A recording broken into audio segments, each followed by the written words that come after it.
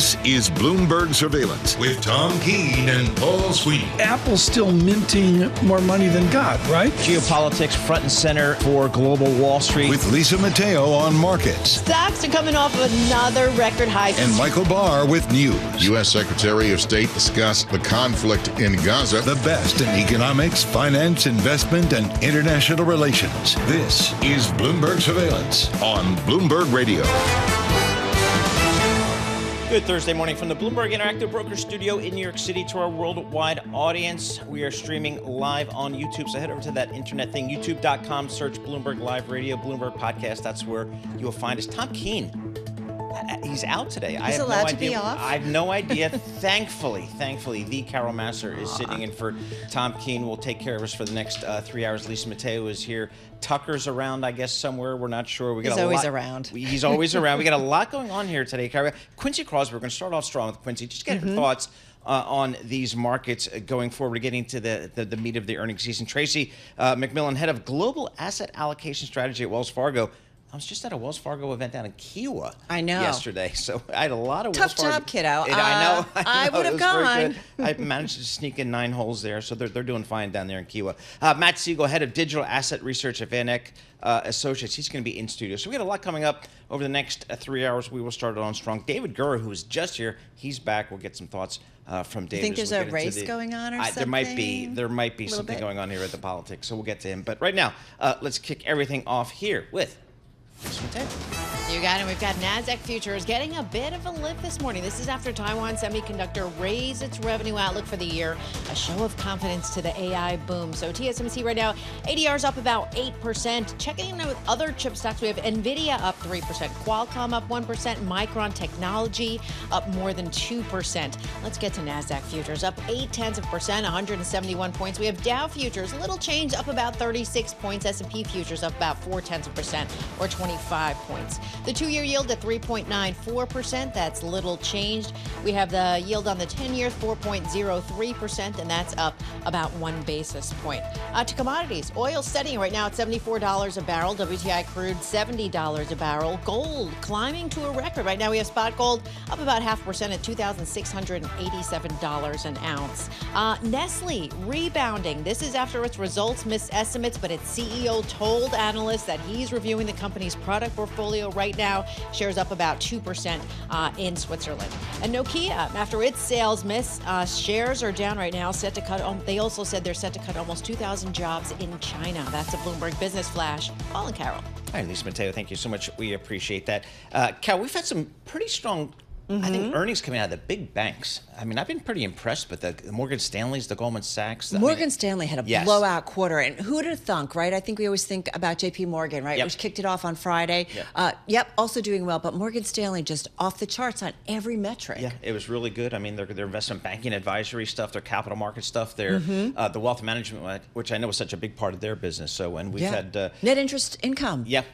Really strong number. Yeah, so I'll be interested to see the European banks, I guess, next week, because there's been such a gap just been widening between the big U.S. banks and the European banks. And I'll be interested to see how they perform next week. On a day when we've got the ECB decision coming at 8:15 a.m. Wall Street time, right? We're expected to see another cut, second one, 5 weeks after the first. So how that has implications potentially for European banks. Can I just say, though, one thing that's on my radar? Please. The chip sector. Yes. TSM is up 8% in the pre-market. Oh, there you go. Okay. Some good news after ASML really just dampened the whole sector. Yeah, and with the ASML data, I was like, is this the beginning of the peak? We're going to look back on this and say, oh, that ASML thing was the peak of the AI story for at least. Mandeep Singh from Bloomberg Intelligence is saying, no, it's a cyclical business. Don't worry about it. It's ups and downs. But Ian King, too. The other thing is it wasn't just AI. It was a broadening out in terms of chips. So, Apple's one of their big customers. Like, there's a lot of big customers that play into those companies. And so we'll have to see. But you're right. It's cyclical. I love pulling up the Apple and then doing the supply chain function on the Bloomberg. One of my favorites, see where all the chips come from and where they go and all that kind of stuff. That massive supply chain, right? Exactly. All right, let's check in with Quincy Crosby. She's a good friend of the Bloomberg Surveillance program. Chief Global Strategist at LPL Financial. Hey, Quincy, as we step back here, we've got futures higher here today. We're getting into the beginning and the teeth of the earnings, as Carol and I were just discussing.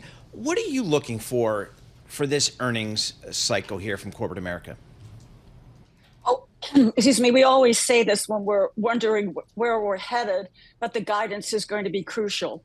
But before we even get to the guidance, we're paying attention to the margins, because right now the operating margins look very healthy.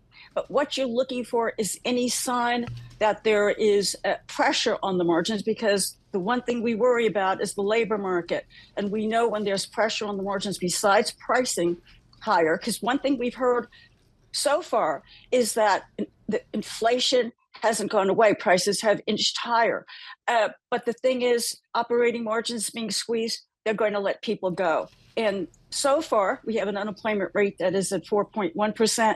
And that, was a wonderful positive surprise for the markets when we had the payroll report. So interesting in terms of, I feel like, Quincy, we really moved from, we have been economic point to economic point, Fed speak to Fed speak, and now we're obviously immersed in earnings. It's early in, but this is a big week. Netflix is a big one after the closing bell. Some of those big mega cap names. How important is that for you as kind of an indicator of maybe what's to come here, especially for those that can really shape the market trade? Well, absolutely. I mean, you remember that Netflix used to be the one that came in the first, and it really helped move. It helped move the other mega names. I don't think it has that much power at this point, but nonetheless, we will look at subscriptions and we'll see where they are coming from. And if they are coming from the U.S., if they've added from the U.S., it tells us that the consumer is okay, that the consumer is spending money on what Netflix has to offer. And then we're also focused on international, where they're getting the subscriptions internationally. So that's going to be important, but I don't think it has that move that moves the rest of the market the way, say, Taiwan Semiconductor did with its earnings report and outlook.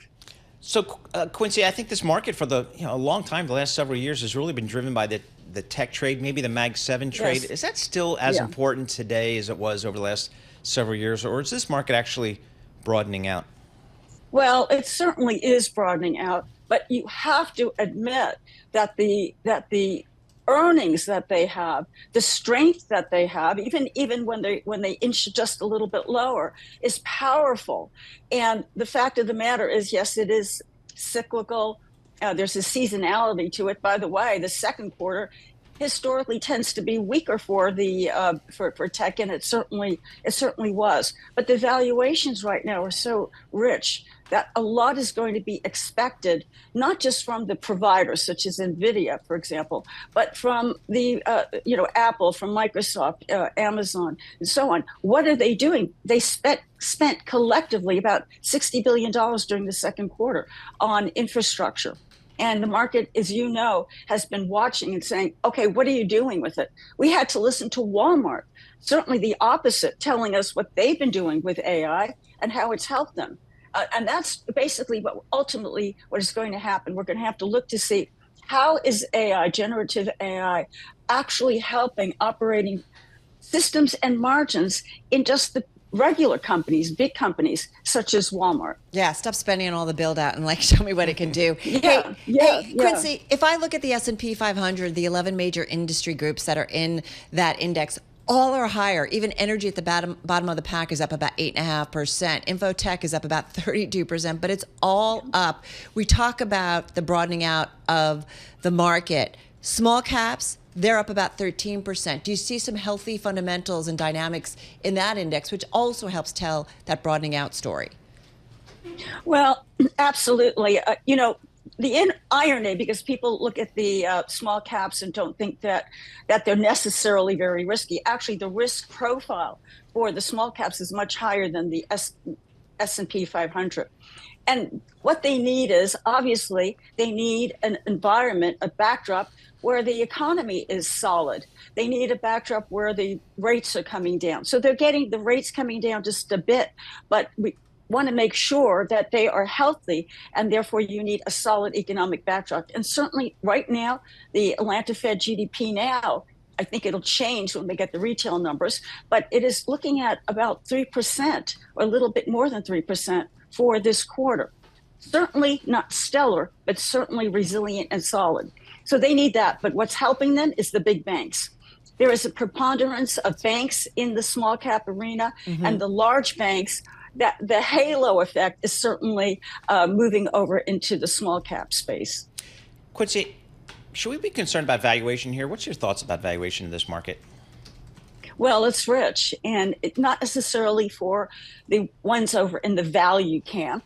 But the fact is that when we take a look at the ones like, for example, in technology, they have to perform. This is a market that really is discerning and will punish any slight hint in the guidance that doesn't meet ultimately the valuation. So that's one thing that, the market has been, in essence, worried about and concerned about. But the big banks have just been saying, okay, how do you think we're doing? And it's nice to finally see that, because I remember when we always said, if the banks don't perform well, what do you expect from the rest of the market or the economy? Yep. So it's good to see these numbers coming out. And they've followed up with bond offerings almost to a person, to a company. Like right after earnings, exactly, right? Exactly. Quincy Crosby, thank you so much for joining us. Quincy Crosby, she's a chief global strategist, LPL Financial, joining us here with our news in New York City. Here's Michael Barr. Thank you very much, Paul. Carol, Lisa, Kamala Harris has taken a bid to court conservative voters to Fox News. And the conversation with Fox anchor Brett Baird turned testy almost from the first question when he asked Harris whether she regretted reversing former President Trump's border policies. The first bill, practically within hours of taking the oath, was a bill to fix our immigration system. Yes, ma'am. It was called the U.S. Citizenship Act of 2021. Exactly. It was essentially a pathway to citizenship for the... Yes, ma'am. May I finish responding, please? Former President Trump, meanwhile, held a town hall with Latino voters on the Spanish-language Univision network. One voter asked if Trump really believed that Haitian migrants in Springfield, Ohio, have eaten people's pets. This was just reported. I was just saying what was reported. That's been reported, and eating other things too that they're not supposed to be. But this is all I do is report. I have not. I was there. I'm going to be there, and we're going to take a look, and I'll give you a full report when I do. A Georgia judge has declared that 7 new election rules recently passed by the state election board are illegal, unconstitutional, and void.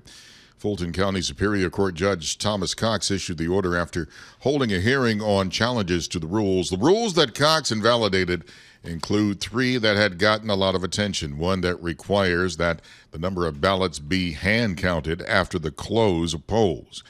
And former One Direction singer Liam Payne was found dead in Buenos Aires at just 31 years old. Buenos Aires police say that Payne either fell or jumped from the 3rd floor of a hotel balcony. After the band split in 2015, Payne embarked on a solo career. Authorities are investigating the circumstances of his death. Global news 24 hours a day, and whenever you want it with Bloomberg News Now. I'm Michael Barr. This is Bloomberg. Paul, Carol, Lisa. All right, Michael Barr, thank you so much. We appreciate that. American shoppers forego faster shipping to stretch their budgets. More people are switching to slower delivery options to save money. And profits at FedEx and United Parcel Service are getting squeezed. How does that save you money? Is that, is that a real thing? Are we doing that? So you want to save money so you don't want it as fast. Well, yes. You save a few bucks that way. You do. I kind of might do it. You might do that. I guess that's a way. We do a basket in our family because we were like, everybody's like, I need it right now. And so it's like once a month or once every 3 weeks. That's how we're trying to do it with the Amazon account. Rein in the kid. Rein in the wife. Boxes are still piling up. All right, we got the S&P futures up 24 points. NASDAQ up 167. We'll have more coming up. This is Bloomberg. Good morning.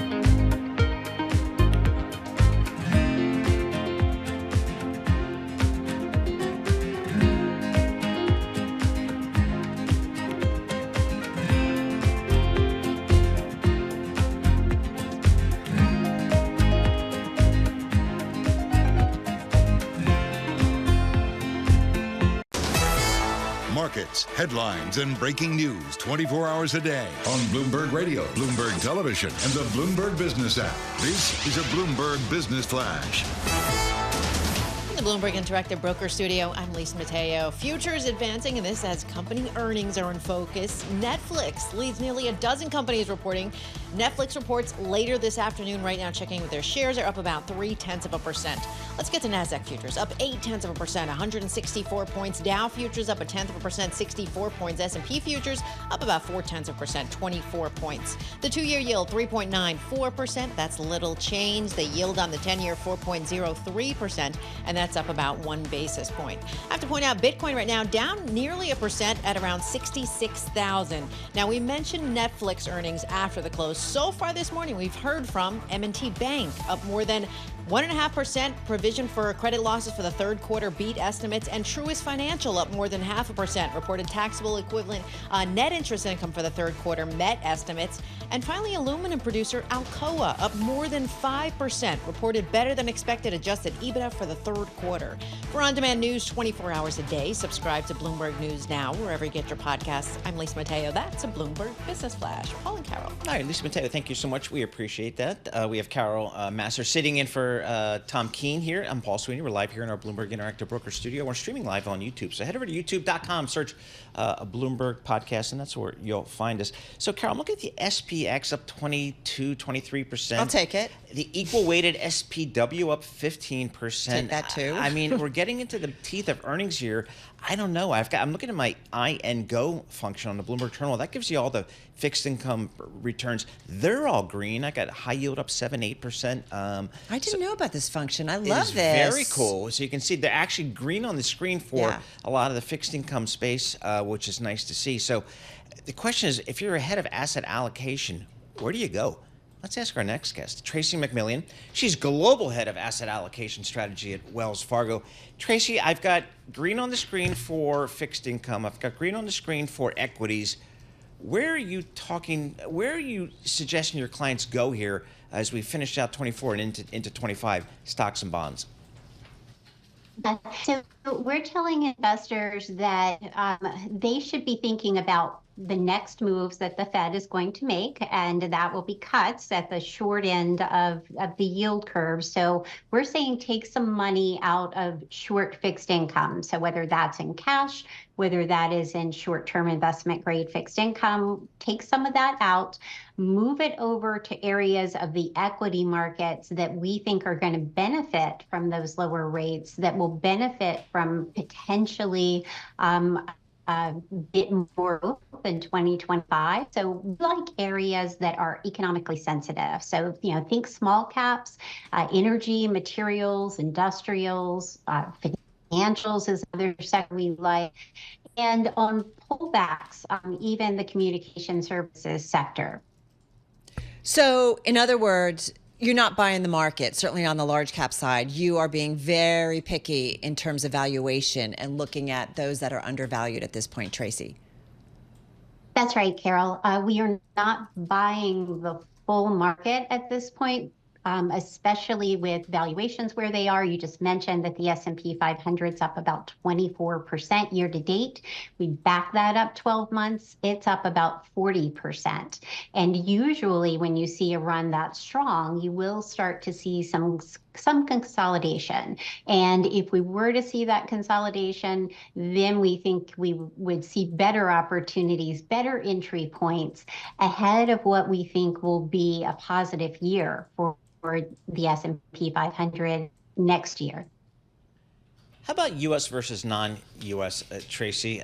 You take a look at some of the, just say the U.K. market, for example, or the European market. Boy, you got that valuation call there that always looks so enticing. How do you think about the U.S. versus non-U.S.?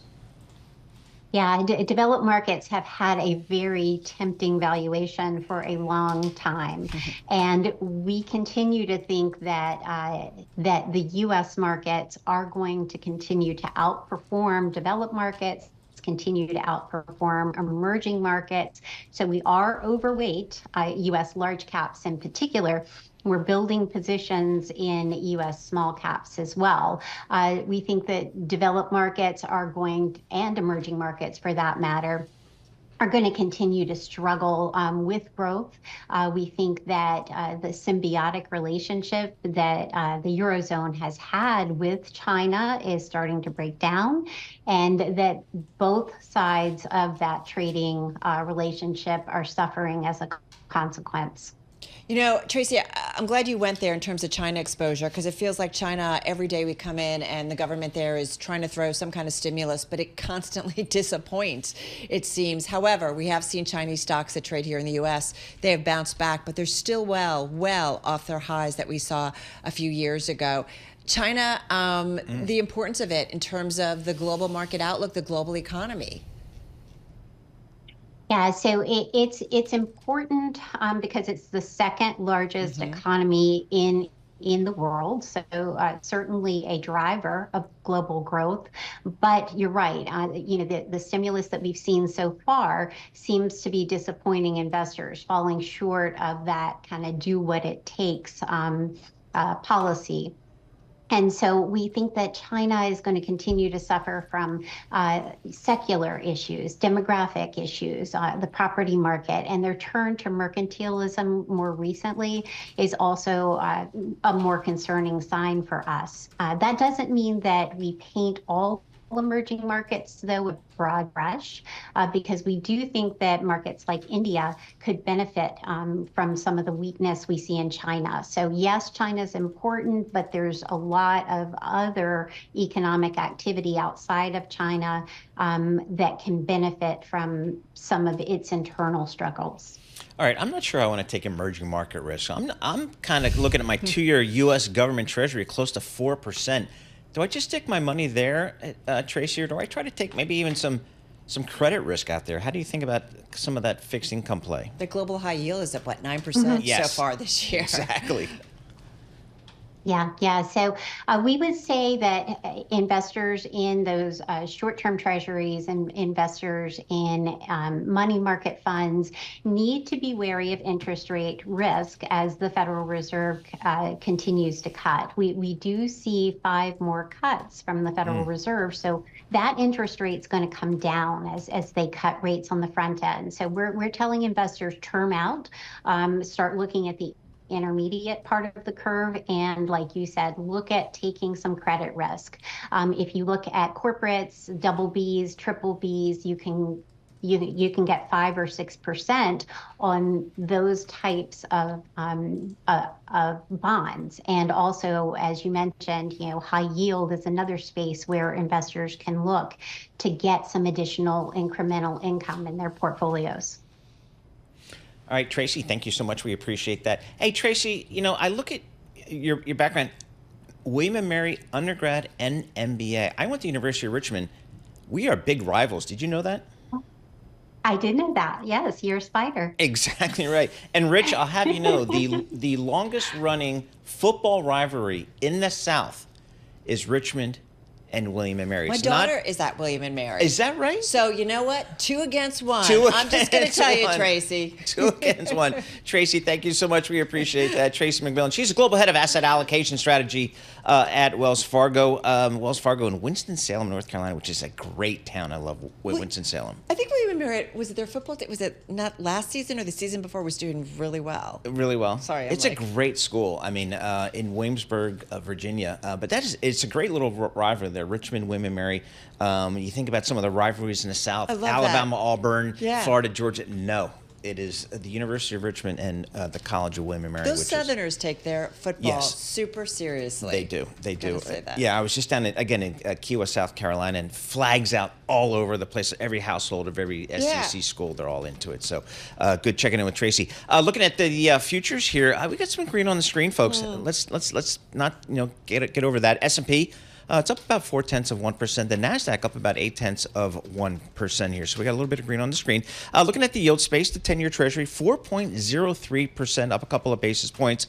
And for Alex Steele, I have to call out oil. WTI crude oil, pretty flat here, but just around $70 per barrel. We pulled back from that the highs we'd seen over the last several weeks on the rising Mid-East tensions, pulling back a little bit here. Bitcoin, Matt Miller, I'll call it out. It's off 1%. Still just under $67,000 per token for all the crypto folks out there. This is Bloomberg. Good morning.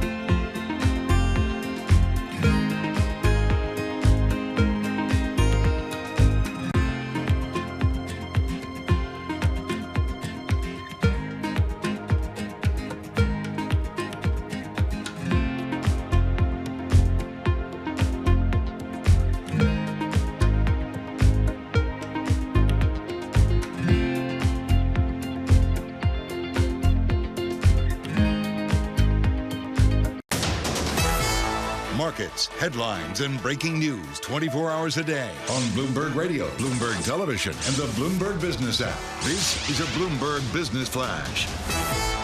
From the Bloomberg Interactive Broker Studio, I'm Lisa Mateo. Futures advancing. This is ahead of a busy morning of economic data for further clues on the pace of Federal Reserve easing this year. Today, we'll get the latest reading on retail sales, jobless claims, industrial production. Tomorrow, it's on to housing starts. So we have NASDAQ futures up 0.8%, 162 points. Dow futures up 0.1%, 72 points. S&P futures up 0.4%, or 24 points. The two-year yield, 3.94%. That's little change. The yield on the 10-year, 4.03%, and that's up 1 basis point. We have Brent crude, $74 a barrel. WTI crude, $70 a barrel. We have spot gold at $2,687 an ounce. Few companies making news. Circle K operator Couche-Tard said it's interested in buying the entirety of 7-Eleven owner Seven & I. It pledged to keep its Japanese operations intact. Now, Bloomberg reporting Couche-Tard is likely to face some tough antitrust review from the U.S. if it moves forward with that bid. We have Couche-Tard up more than 1% in Canada, Seven & I down 0.5% in Japan. Shares of Expedia up 7%. The Financial Times reporting Uber reportedly explored a potential bid for Expedia. No formal approach has been made. We have Uber down about 3%. And finally, sources saying European unions warned social media platform X it may calculate fines against it by adding in revenue from Elon Musk's other businesses, including SpaceX and also Neuralink. That's a Bloomberg Business Flash. Paul and Carol. Shouldn't we not call it 7-Eleven, just call it 24/7? Because aren't they open like around the clock? And I never heard of this Couche-Tard thing until you started reporting on this. Yeah. It's a thing, right? It's Circle K. It's kind of like a 7-Eleven, and that's why you get the whole antitrust review. All right. After having traveled through Ireland and through rural South Carolina, I can tell you one thing. Subway is everywhere. I mean, for every McDonald's you see, I see 10 Subways. That's wild. They are everywhere. So even in Ireland? Even in Ireland. It's the Subway KFC. Yeah, that's in the same thing. And I'm like, it's a thing. I don't know. Yeah. Good. All right, Lisa, thank you so much. We appreciate that. Lisa Mateo, we appreciate that. Yeah, of course. It's great. They do good that. We got Carol Massar sitting in for Alex Dale. I'm Paul Sweeney. We're live here in our Bloomberg Interactive Broker Studio. We're streaming live on YouTube as well. So head over to that internet thing and search Bloomberg Podcast, and that's where you'll find us. All right, I don't know. Crypto, I think my knowledge base extends to Bitcoin. That's about it. I mean, and I got Bitcoin at just under $67,000 per token. I don't know what to make of it. It's up 60% I know. this year. It's extraordinary. Is it a store of value? Is it a speculative asset? Is it a equity-linked asset?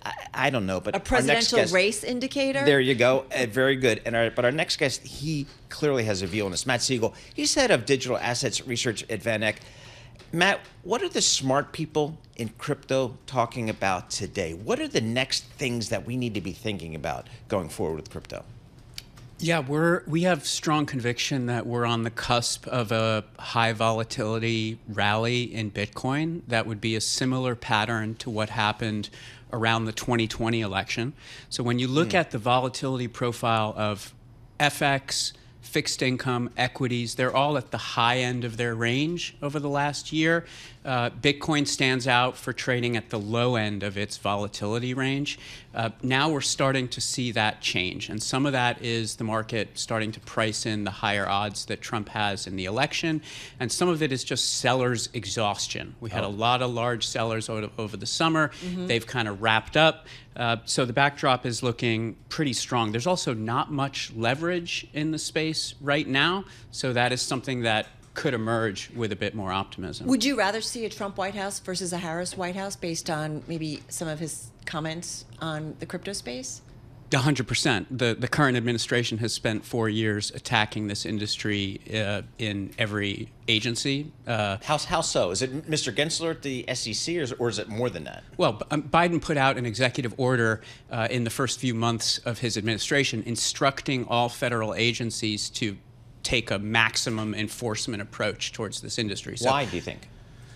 Because they want maximum control over the financial system, want to be able to track and see every transaction, and don't have a great respect for privacy would be my take on it. I would counter why not, shouldn't they? Because Bitcoin was initially kind of set up to be the anti-establishment, right, in terms of the financial industry. And yet you guys all want to now play kind of with the traditional environment and investors. No, you know what I mean? So shouldn't there be some oversight to protect investors? Well, that's what the ETF wrapper did, and we've seen $20 billion of flows into these spot Bitcoin ETFs since their launch in January. And what we've flows noticed don't necessarily mean investors want to play with it, right?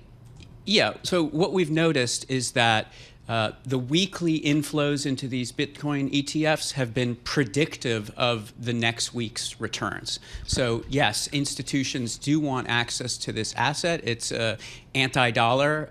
It's a fixed, scarce asset with a predictable monetary policy, which is not what the Fed has been following.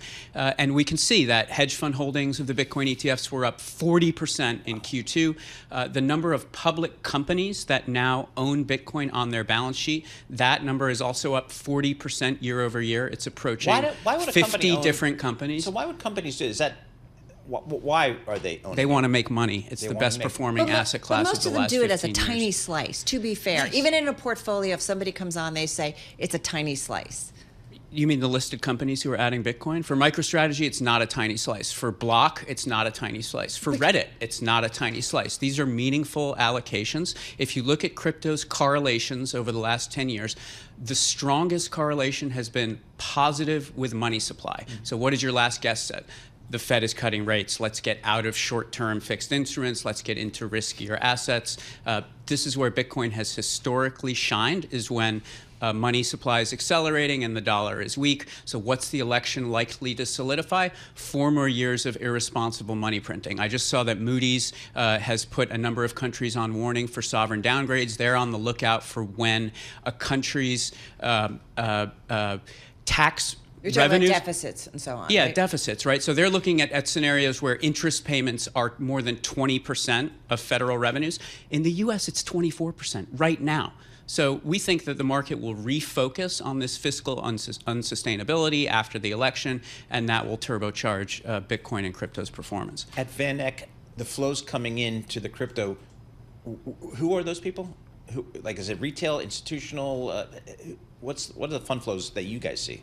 Yeah, so not all of the ETF holders need to report their positions. Okay. So what we have observed is that hedge funds have been the largest purchasers of the Bitcoin ETFs.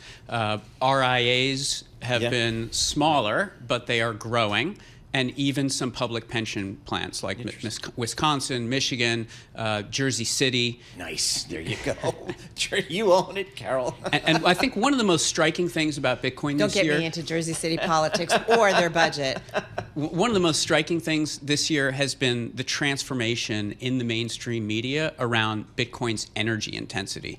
We've looked at some research analyzing the natural language models as how the media is treating Bitcoin. And really, that negativity has evaporated. There's been a lot of peer-reviewed research that's come out that has proven that Bitcoin can help incentivize the renewable build-out by acting as this economic battery. And it's been very encouraging to see that transformation. And because of that, Bitcoin and AI are now inextricably linked. Both require vast amounts of energy. Bitcoin miners are beginning to pivot and transition some of their electricity to serve the AI market. And those Bitcoin miners, the publicly traded ones that have pivoted, their stocks have massively outperformed. So we think there's going to be more of that convergence between Bitcoin and AI. And President Trump certainly understands that. So Bitcoin companies now are just saying, wait a minute, I've got a new revenue stream. I'm helping out the AI guys who need access to data centers. Yeah, the Bitcoin miners trade at about $4 million per megawatt of power that they control. The data center companies trade at $40 million per megawatt. So there is an enormous arbitrage. It takes a bit of CapEx to repurpose these facilities. You need redundant power. You need better fiber connections, more water. But once you do, the economics are highly compelling. And those are the stocks that are outperforming. CRYP, CryptGo, gives you a launchpad monitor for all the crypto stuff. Bloomberg's got it. What else besides Bitcoin should I be focusing on in the crypto space? Yeah, well, we like these smart contract platforms. These are the automated open source databases that act like an open source app store. So Solana and Ethereum would be among the most prominent. We've got regulators in the US and the EU suing all of big tech for monopoly. It's head scratching to me that the regulators don't incentivize growth in these open source app stores that can take margin away, provide competition to the closed walled garden app stores. So Ethereum, Solana, these also look quite strong to us. Matt, maybe I'm just stupid. Like, I still try to understand Bitcoin, cryptocurrencies, what will be their role longer term? And I kind of understand blockchain in terms of putting some important documents and so on and so forth. I think that can cut out a lot of middlemen and be efficient, and understanding ownership. But tell me, like, what is still, like, I don't go shopping with Bitcoin. I don't pay bills with Bitcoin. Matt I don't Miller transact. tried to do that. He tried, and he still tries, right? Yes, he does. But I Bless his don't, soul. right? And I understand we're going to get the emerging markets application, but it isn't widespread. So what is ultimately the end game with Bitcoin? And I ask that with pure respect of trying to understand where this goes. At its heart, this is an emerging market asset class that provides an alternative to the U.S. monetary policy. And when we look at surveys around the world, the countries that are most optimistic about Bitcoin tend to be the youngest countries, Nigeria, the Philippines. The countries that are least optimistic about Bitcoin are the oldest countries, Germany, France. So we think of it as a way to get exposure to emerging markets in a 1% position, what it might take you a 5% position in an emerging markets fund to do. And meanwhile, that 5% position is 30% China. We're not seeing a lot of demand for that specific allocation from our clients. Great chat. Yep, awesome. Pretty much everything I know from crypto, I know from this guy. Matt Sigel, head of digital assets research at Van Eck. Of course, he's originally from Bloomberg. That's the highlight of his career. We appreciate him coming in, giving us some thoughts on the whole crypto space. It really is helpful. With our news in New York City, here's Michael Barr. Thank you very much, Paul, Carol, and Lisa. It's 19 days and counting until Election Day. Last night, Vice President Kamala Harris appeared on Fox News and raised concerns about Trump's recent comments in which he called some Democrats the enemy within and threatened to use the military against them if there's chaos on Election Day. The President of the United States, in the United States of America, should be willing to be able to handle criticism without saying he'd lock people up for doing it. Former President Donald Trump was on Univision. A voter pointed to Trump's unfounded claims about Haitian migrants eating pets in Springfield, Ohio. I was just saying what was reported, that's been reported, and eating other things too. Trump has called for the mass deportation of people who are in the U.S. illegally. President Biden announced another aid package for Ukraine during a phone call with President Vladimir Zelensky. Bloomberg's Amy Morris has details from Washington. It is a $425 million arms package for Kyiv, announced during the phone call ahead of a meeting with European leaders in Berlin to discuss Ukraine. The package includes additional air defense capability, munitions, and armored vehicles. The White House says Biden also used the call to brief Zelensky on his efforts to surge security assistance to Ukraine over the remainder of his term in office. President Zelensky updated President Biden on his plan to achieve victory over Russia, and Biden will host a virtual meeting of the Ukraine Defense Contact Group next month. In Washington, Amy Morris, Bloomberg Radio. U.S. B-2 stealth bombers have struck weapons storage sites linked to Houthi rebels in Yemen. It is the latest effort to blunt attacks by the Iran-backed group that have roiled commercial shipping in the Red Sea. Global news 24 hours a day and whenever you want it with Bloomberg News Now. I'm Michael Barr. This is Bloomberg. Paul, Carol, Lisa. All right, Michael Barr, thank you so much. We appreciate it. So in your sailboat, where do you guys go? Like, we play a lot in the Sound. We go up to like the Vineyard. Do you? I mean, that's like ocean. Yeah, it's really cool stuff. We saw, whale for the first time a year or so ago. Not this past summer, but the year before. It's kind of cool. Like, do you like sleep on the boat? I sleep on the boat. We cook on the boat. We have Starlink on the boat, so we can Can we bring the dog on the boat? The two dogs come on the boat. Everybody in the pool. Everybody on the boat. There is no way am I. Do you know what? That. It's so soothing. The ocean's in front of you. Anything can happen. Oh man, I feel like an explorer. Yeah, I see some of the stuff on social media, Lisa. I'm like, there's no way am I going out in the ocean. Hey, someday like there might boat. be a YouTube channel of Carol and John on the boat. Oh, Just there telling you go. Very That's good. where I'm We have going. more coming. That to look forward to. Bloomberg.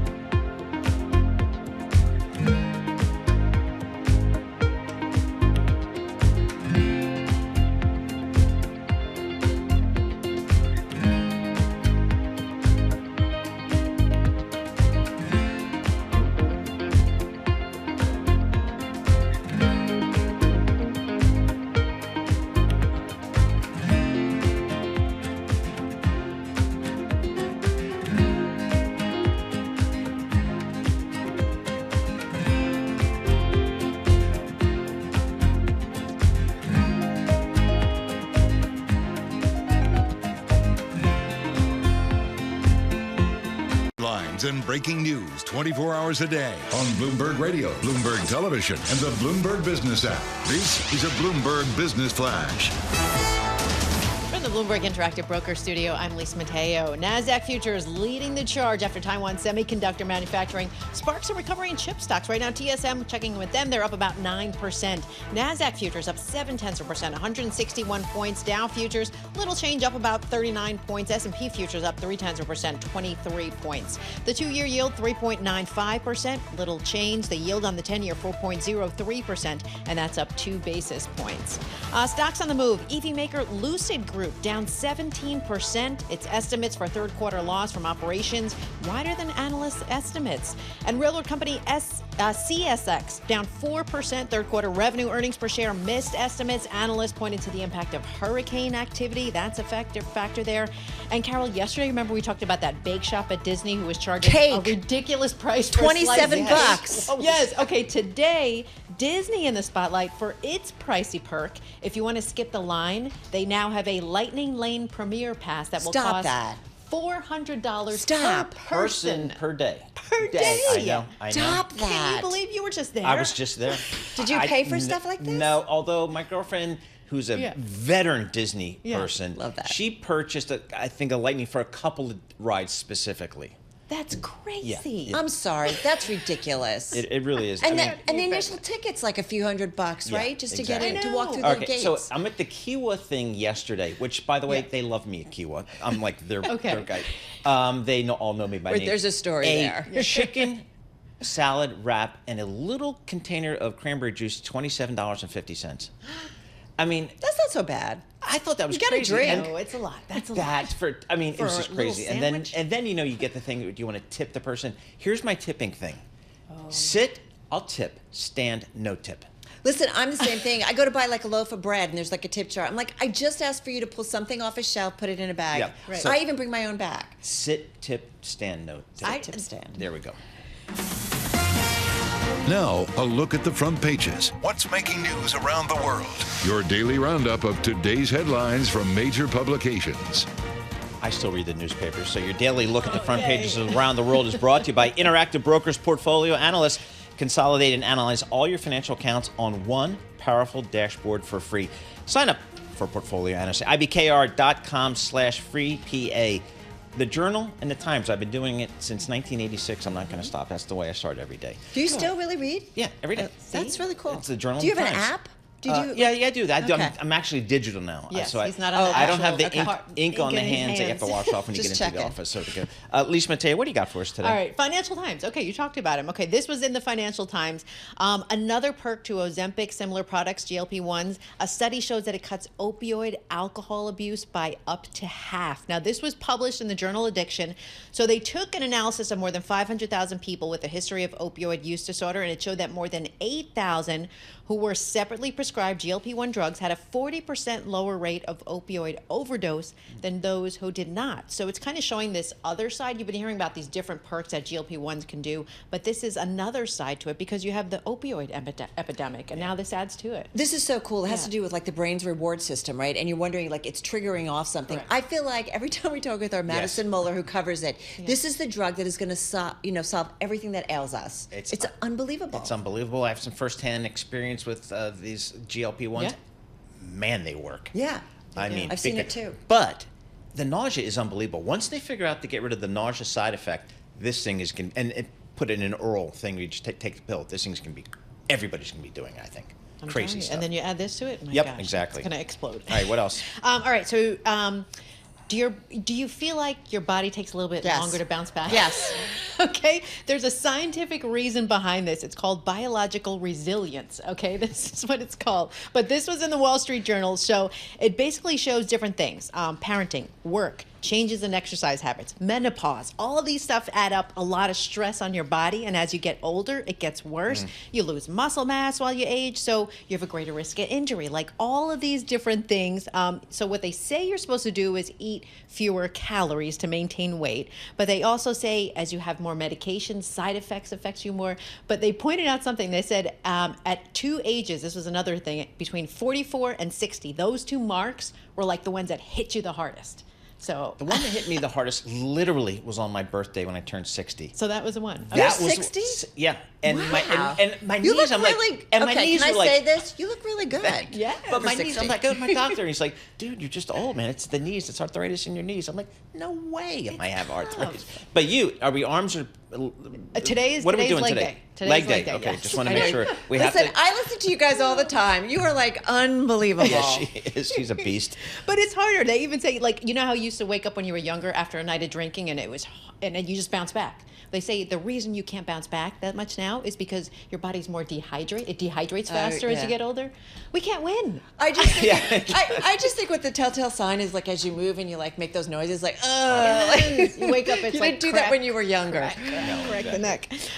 Okay, Chick-fil-A looking for a big plan for chicken domination in Asia. They never want get to Chick-fil-A. move. You've never gotten it? No, I don't get the The excitement. only time I get behind Chick-fil-A it. is when But go ahead, Matt sorry. Miller brings it in. Like, he'll go when he was back before It's he down was the block. Yeah, and he would bring it for everybody. So Yes. But it is, no, Anchors it's the show, moving. It's exactly. moving. Plans to open in Singapore late 2025. It's this 10-year-long, $75 million investment into Singapore.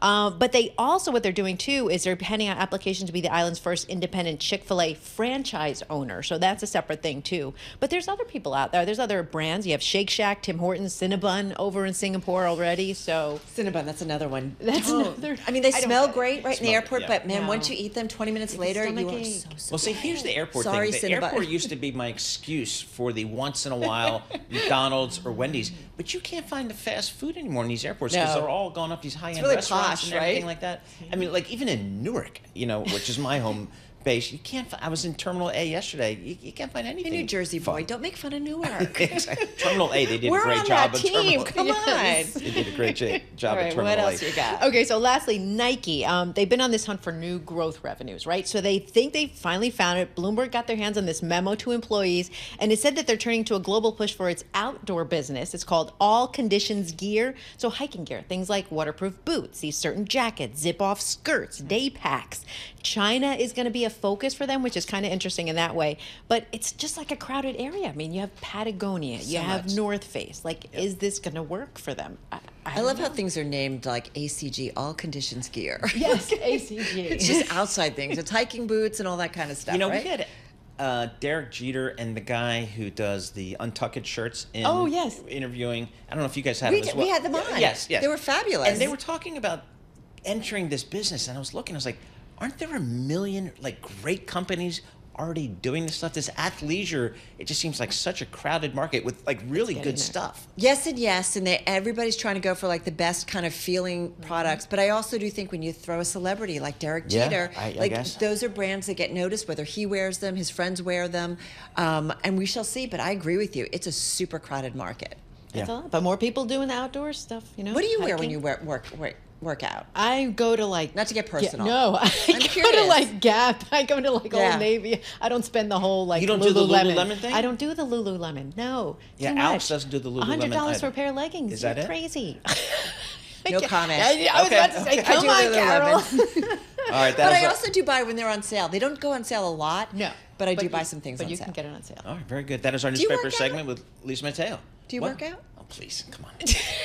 During the thought you had a pandemic, Peloton. all right, we have the Peloton bike and we have the Peloton walking thing. Yes, the treadmill. Yes. The treadmill. The walking thing? Walking thing. Now my girlfriend's all into it. She's like 10,000 rides or something crazy like that, and everybody at Peloton knows her and everything. So, and during the lockdown, I did do it a lot. Yeah, that's and what then I when I started thought. commuting, So what I was happened? I started commuting, and I was like, so I walked to Penn Station. That's Okay. Wait, what was there you that go. story? That second story you did about a tartar between a certain age? Yes, Like these exactly. things? And there you go. There you go. It all ties together, doesn't it?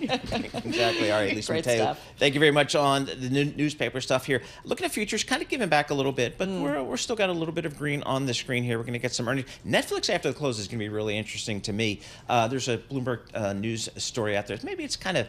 People are concerned that maybe this thing has peaked a little bit. It's had a little bit of thing. Its stock's kind of ripped, but It's up 44% so far this year. I know, but I mean they've made it. They've shown you can be profitable in the streaming business, and everybody else in the media space, Walt Disney, Warner Brothers, they're all just trying to figure out how to do it profitably. So we'll see from our good friends at Netflix after the close. That's coming up.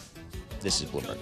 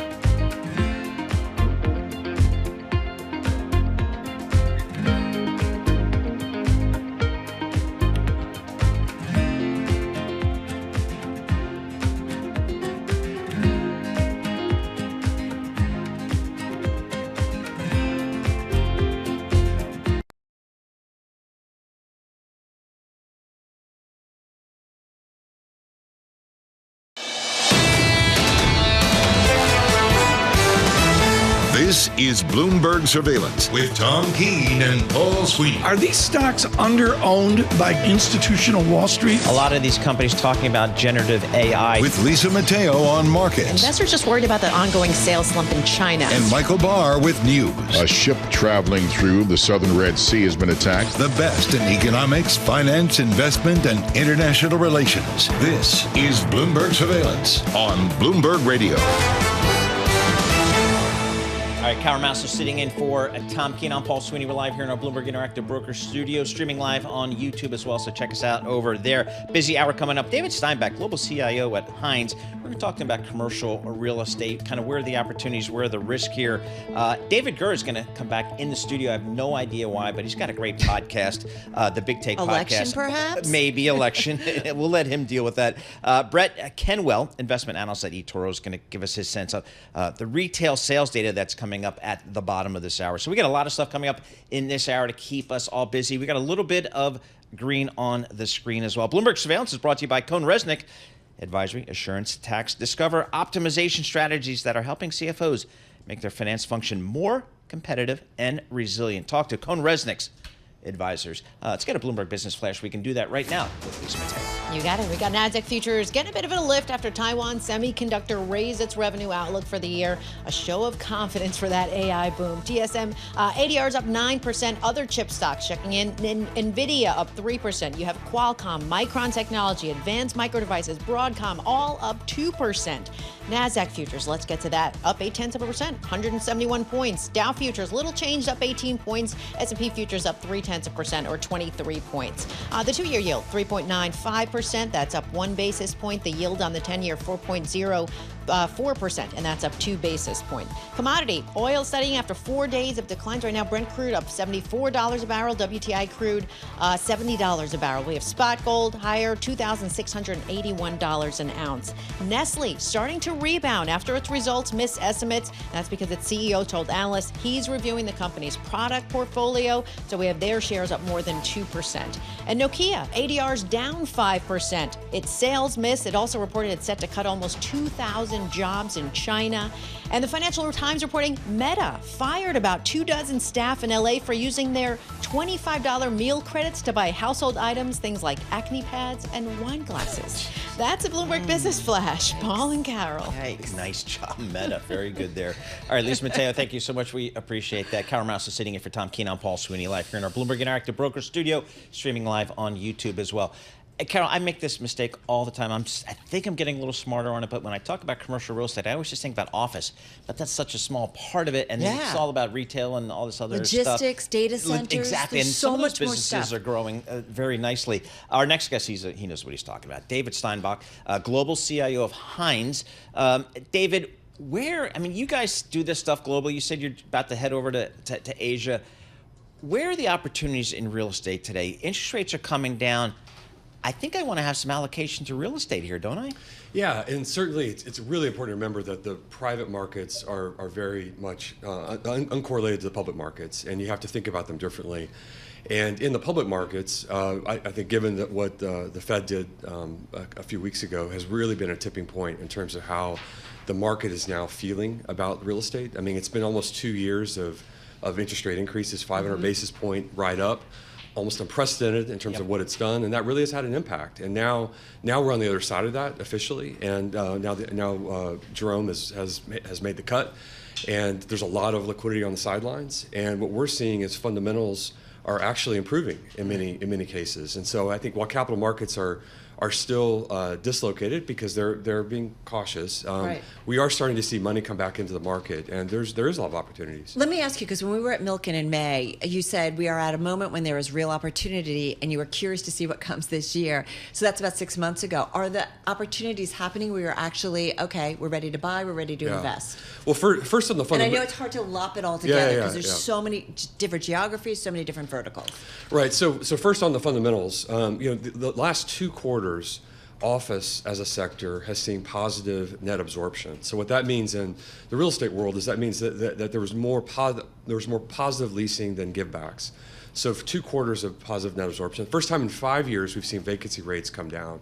And so the fundamentals are improving. The building I sit in Houston, Texas, where it's, there really is, capital is not, focused on Houston for office, but, the building's 98% leased and the rents are some of the highest the city's ever seen. And so the fundamentals are doing quite well. Meanwhile, the capital markets still remain cautious within that sector. So if I want to go out and buy a piece of real estate, whether it's an office building or a data center, who's going to lend me the money? Yeah, so on the lending side, it is really interesting to see what's happening. And I believe the regional banks will still stay on the sidelines. A lot of the larger banks are starting to come back in. But what we're really seeing is a rise of private credit come in and fill the gap. And so that's happening across the board. We're also doing There's that. certainly a lot of it out there. There is. Yeah, there is. It's a private credit. We think will fill a lot of that gap and is being very active right now. What even are the in the terms office on sector. some of that, though, where private money is coming in, private credit? Yeah, I mean, the private money, I believe, is just as competitive, and it is competitive, and it's causing helping liquidity to come back. So globally, where do you guys see opportunities these days? Yeah, I mean, the U.S. right now is probably my number one place that I'm focused on. Last year, I would have said Europe. Europe was repricing faster. This year, I'd say the United States, and I think Europe is also still going to be a big opportunity this year. Wow. What kind in U.S. specifically? Like where do you want to put some money? Yeah, so while we do see the dislocation on the office side, our main focus right now is on living as a sector broadly and retail. But both those are, I think, going to be a good story to tell this next year. Industrial is still interesting, and there's a big wave. Obviously, there's a macro trend there that's important, but it is oversupplied right now, and there's a lot of new supply still coming. And so for us, living and retail are the top 2 sectors. If I want to buy a building in San Francisco today, what would I bid, do you think? I mean, would you recommend I do that? And is there a value where you just have to? Yeah, I think, first, again, real estate's a big sector. And I today would buy multifamily right now in San Francisco. I do think it is where the pricing is and the entry point is, I think is good. I think, and I think broadly on the West Coast, we're seeing multifamily come back. When you think about multifamily, it's important to remember that the leases are 1 year. And so unlike the other asset classes, it's usually first in, first out of a cycle because it's able to price more quickly. And so that's why that sector is really interesting. I am still curious. I was looking at the Bloomberg REIT Office Property Index. It's up 15% year to date, still down 35% from March of 2022. I just want to make sure, do we understand kind of office properties in the United States or in a major city like New York? Are we still trying to figure out what happens to that space, especially the B and C properties? Look, the best of the best is doing quite well. And even when you look the last 20 years, it was only about 6% of the total stock, but garnered over 25% of the total leasing activity. So it has historically and has continued to get its disproportionate share of activity. And so you really have to separate the market from the best of the best to everything else. Within the best of the best, it really hasn't traded yet. Now we're starting to see signs of some trades, but it just really hasn't traded yet. So I think the market's still waiting for that North Star to appear. And I think, like, for example, if a trophy office building in New York traded, I think that the whole market would recalibrate around what that is. I believe we'd be surprised at the pricing of that because all we see is the headlines. Upside? To the upside, yeah. Because all we're seeing is the headlines of the things going back to banks. And that's just a whole different product type, if you will, in terms of quality. And so it's showing up in pricing. If a bank wanted to just offload a piece of real estate debt, just get it off are there buyers out there? Yes. And how do they think about pricing that? Yeah, look, they're I would call them tactical buyers. They're obviously looking for the cheapest price they can, and those transactions are happening. I just don't see them. I just see them in a different category than your more traditional. You're buying the asset, buying the real estate for income. You're buying it to help hedge against inflation. You're buying it because you believe that within the private markets, it's a good investment for an allocation. I mean, that's just a different play. Yeah.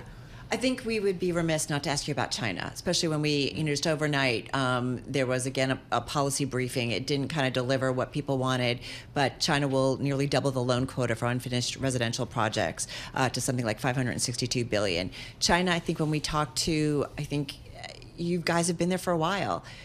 what's smart about, or what's your advice to investors when it comes to Chinese real estate? I think be patient. I think be patient. 5 years, 10 years, patience. Yeah, I mean, these things do take time, and obviously, it's still an important sector for the government, for the economy. And so be patient.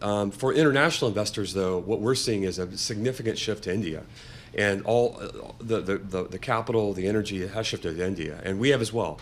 And we have a significant platform there. We're doing a lot of development. A lot of U.S. companies have begun to are leasing space. And so that's how we're seeing it play out in the global markets. All right, David, when you walk out after this interview, you walk out of Bloomberg headquarters on Lexington Avenue, you do a 360, and you can see empty commercial real estate on the ground floor of every single building.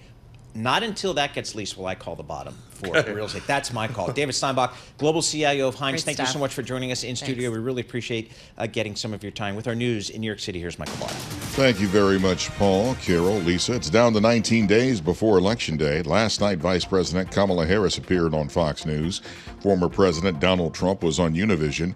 Meanwhile, Trump's running mate, J.D. Vance, was asked at a rally in Williamsport, Pennsylvania, whether Donald Trump lost the 2020 election.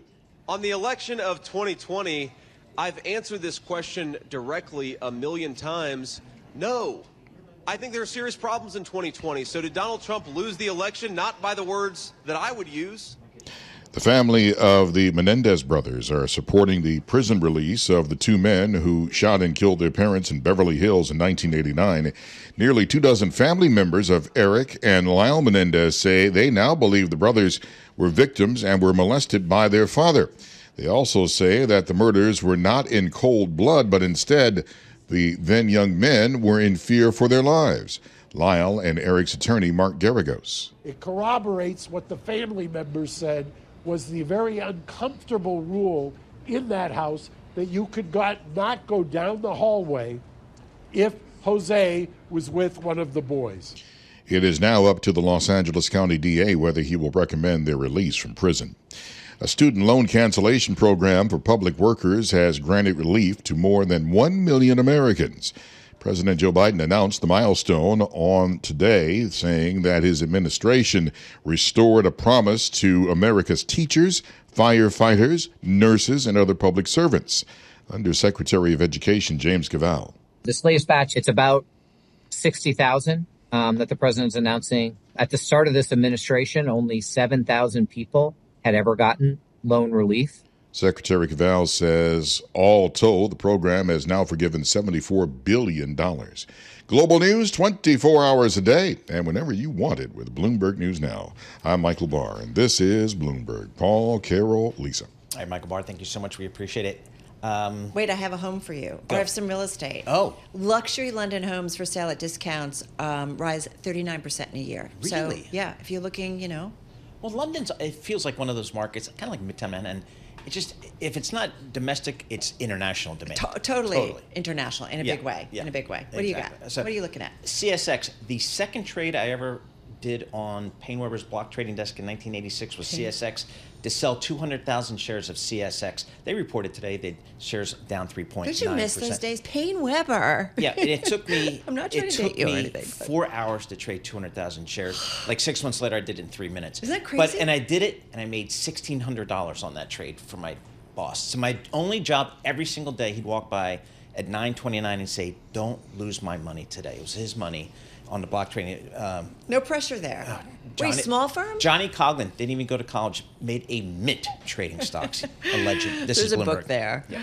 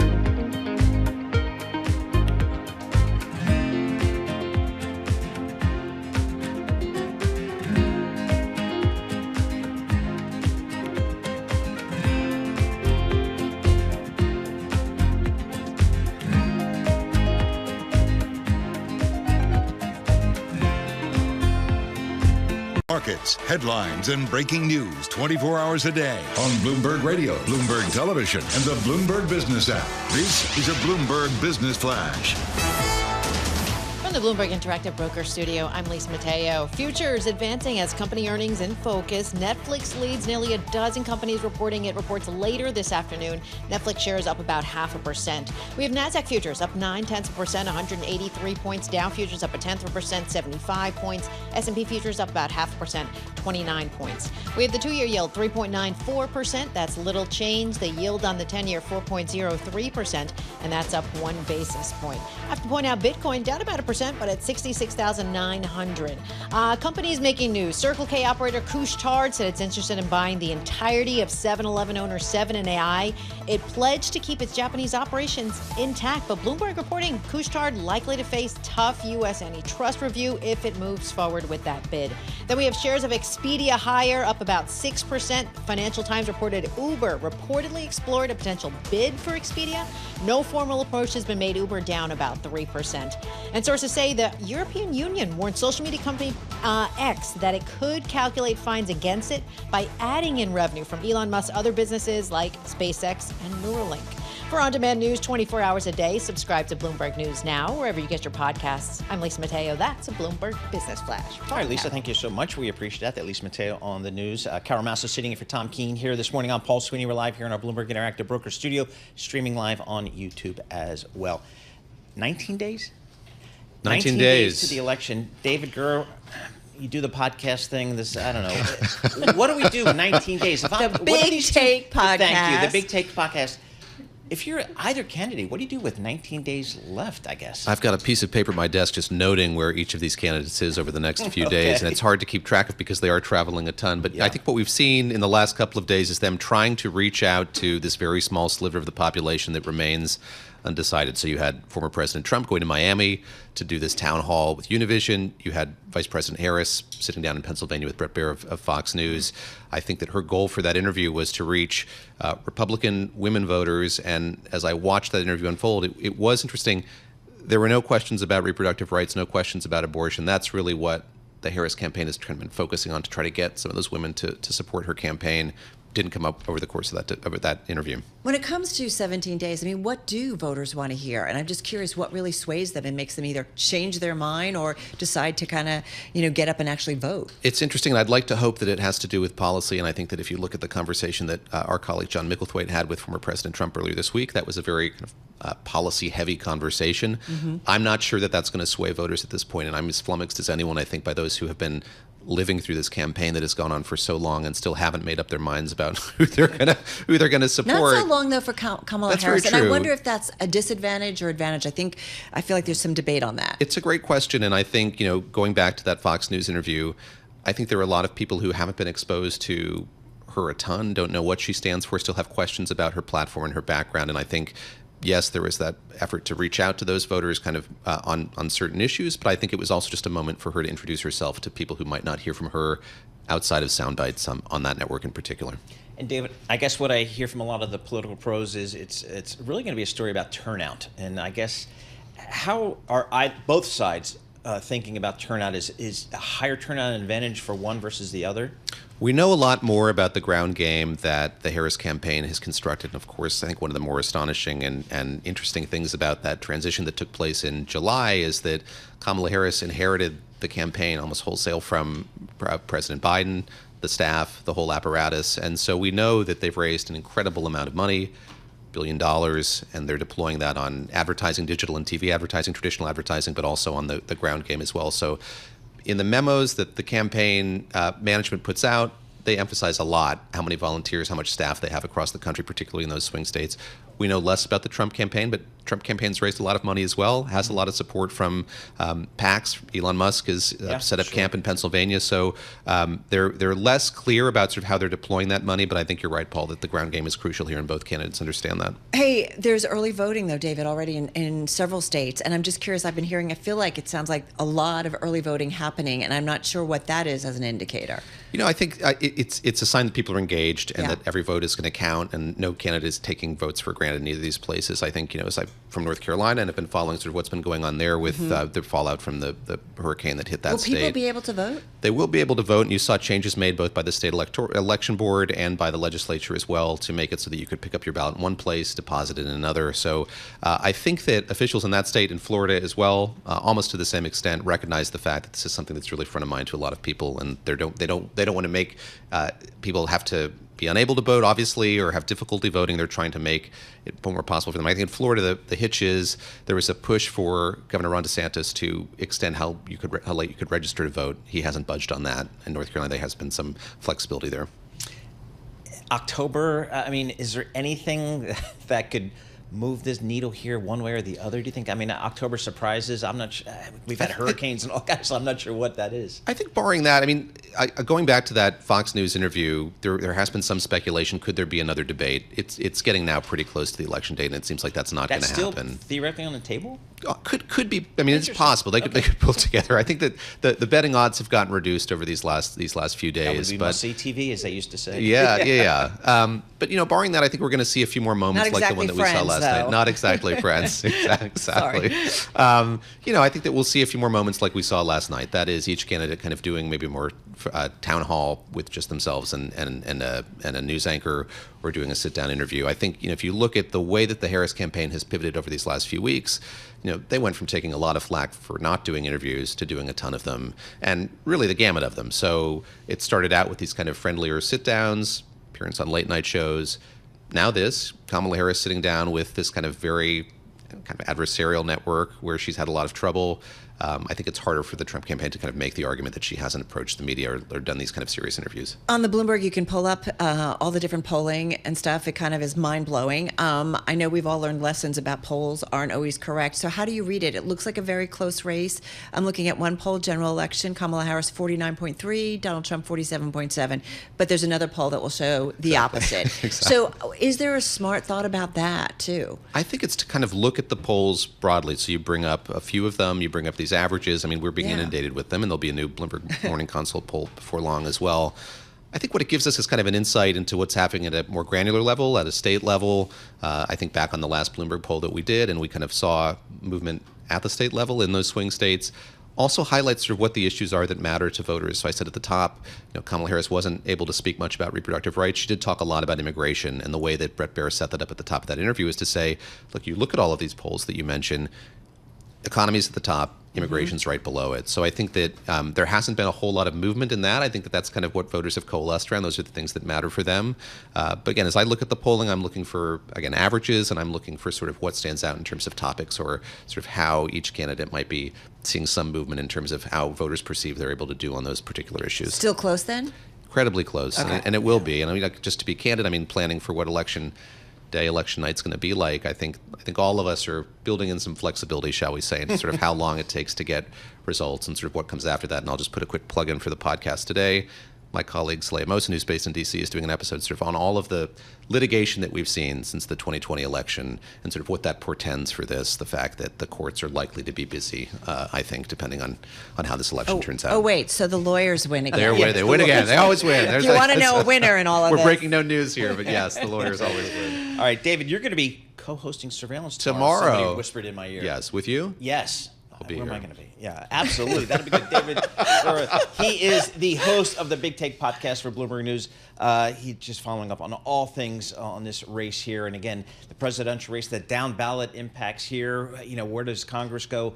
It's going to be a fascinating issue. And again, as David was suggesting, Carol, I don't think we're going to know it 9 or 10 o'clock. Remember that last night. Time around, whoa, right? And it dragged on for a little while, but I think that's the new world order. Yeah, I guess it's amazing. I don't remember growing up having it so razor thin. No, I don't either. I don't know what's really kind of happened as of late, but it's just amazing. But every time I think about it, it's when it's split like that, it's 50% if you think about Trump, 50% who don't like, 50% who do, or, and the vice same versa. goes the other direction. So we have a divided country. All right. So David Gura, host of the Big Take podcast. Thank you so much for that. I get to sleep in tomorrow. Oh, look at you. Woohoo! You can definitely do it for me if you want. If you would come in. I'd like a little REM sleep. That would be kind of sweet. Very good. All right. Futures higher here this morning. Got the S&P up about 0.5%. We've got the NASDAQ up about 0.8%. Yields slightly higher. 10-year Treasury 4.03% on the U.S. government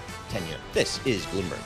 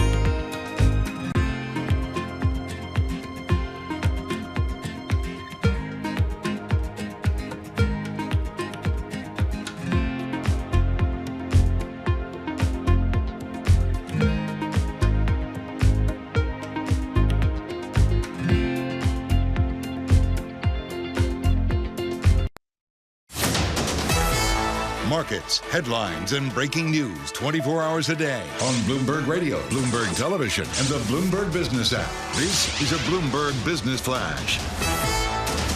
From the Bloomberg Interactive Broker Studio, I'm Lise Mateo. Futures advancing ahead of a busy morning of economic data.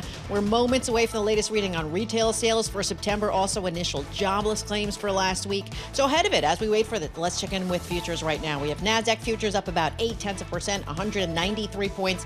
Dow futures up 0.1%, and S&P futures up 0.4%. The numbers coming in for retail sales, this is for September, so the survey was for 0.3%, coming in at 0.4%. The prior was for 0.1%. Now, when you take out out, let's say gas and auto out of the picture, the survey was for 0.3%, coming in at 0.7%, and the prior 0.2%. Now we head to initial jobless claims for last week. So the estimate was for 259,000, coming in at 241,000. The prior 258K, and that was revised up to 260K. So those are the numbers coming in. I know you guys are going to break that down in just a bit. Want to get to the reaction though on Wall Street. So we have Nasdaq futures still up about 0.8%, Dow futures still up 0.1%, S&P futures up 0.4%. We have the 2-year yield 4.00%. That's up about 6 basis points. The yield on the 10-year 4.07%, and that's up about 6 basis points. That's your Bloomberg Business Flash. Paul and Carol. Lisa just nailed it. I think we can just go home. I mean, I got all the economic data I needed. I got all the market stuff. I don't know what we're going to do for the next few hours, but Lisa, Mateo, thank you so much. We appreciate that. Economic indicators are brought to you by Commonwealth, supporting more than 2,000 independent financial advisors with a 2-to-1 advisor-to-staff ratio. Small firm attentiveness, big advisor impact. Go to commonwealth.com to learn about our consultative support and technology. So some good stuff there. Retail sales, Carol, strong. The consumer, I guess, is doing okay. Yeah, absolutely. And I'm looking at, the U.S. Treasury yields all along the curve, spiking up. The 10-year was about 402 heading into it, now at 407. The 2-year shorter end of the yield curve was 394. Now it's above or right at 4. Yeah. So we've definitely seen some reaction. And there's something to those pared back market expectations about Fed rate cuts. Coming that it's maybe not going to be as aggressive as we all thought. And maybe that's okay. If you got a solid economy out there, there's no need to rush on the rate cuts, but the put is there, I guess. Mm-hmm. Let's check in with somebody who actually does this stuff for a living. Brett Kenwell, he's an investment strategist at eToro. So Brett, when you see some economic data like that, the retail sales kind of suggests the consumer's looking okay out there. How do you take some of this economic data we've been seeing recently? Yeah, like you said, I think it's a good thing. I mean, at the end of the day, investors want rate cuts, but at the end of the day, it's so much more important to see a strong footing, a strong consumer. I mean, the consumer is responsible for more than 2/3 of U.S. GDP. So to see that they're doing better, to see that they're doing okay, jobs report a couple of weeks ago came in stronger than expected. So to see some of those concerns that we had, I think, on the economic front sort of dampen a bit, I think that's a really good thing for investors. And whether how the market reacts today, I guess I don't know. To me, I view it as a good thing. Investors might view it as more, we want more certainty around rate cuts in the next two the rest of the Fed meetings this year. But I think bigger picture, I think it's a very positive thing. Well, and I will point out S&P 500 futures, they're up about 0.5%. NASDAQ futures up 0.9%. So we've seen some momentum. There is something of good news is good news in this indication. But you're right. If the consumer keeps on going, in the meantime, we got weekly jobless claims, 241,000. The forecast was 259,000. So that came in with a stronger number. I mean, this is, if I'm the Federal Reserve, if I'm Jay Powell, who doesn't do a lot of work, according to Donald Trump, I'm going to say, okay, this looks pretty good. I'm maybe engineering that soft landing or no landing. Yes? Yeah, look, Jay Powell and the crew at the Fed have been doing a pretty good job, I think, of sort of righting the ship when it comes to getting inflation down to where it needs to be. And, that should keep rates moving lower. But I think it's the question of the pace of the rate cuts that we're going to have going forward. And, the market was pricing in about 50 more basis points worth of cuts the rest of this year. And, we'll probably at least get a 25 and possibly two 25s, maybe just 125. But at the end of the day, I don't know that the amount of rate cuts really matters that much. It's the path that the Fed's on at this point. The Fed is committed to lowering rates because they've made progress on inflation. The battle with inflation, probably not ready to call that over yet, but a big part of this scare rate recently has been the weakness we saw over the summer. And there was this big concern that the economy was slowing down, that the jobs market was starting to crack.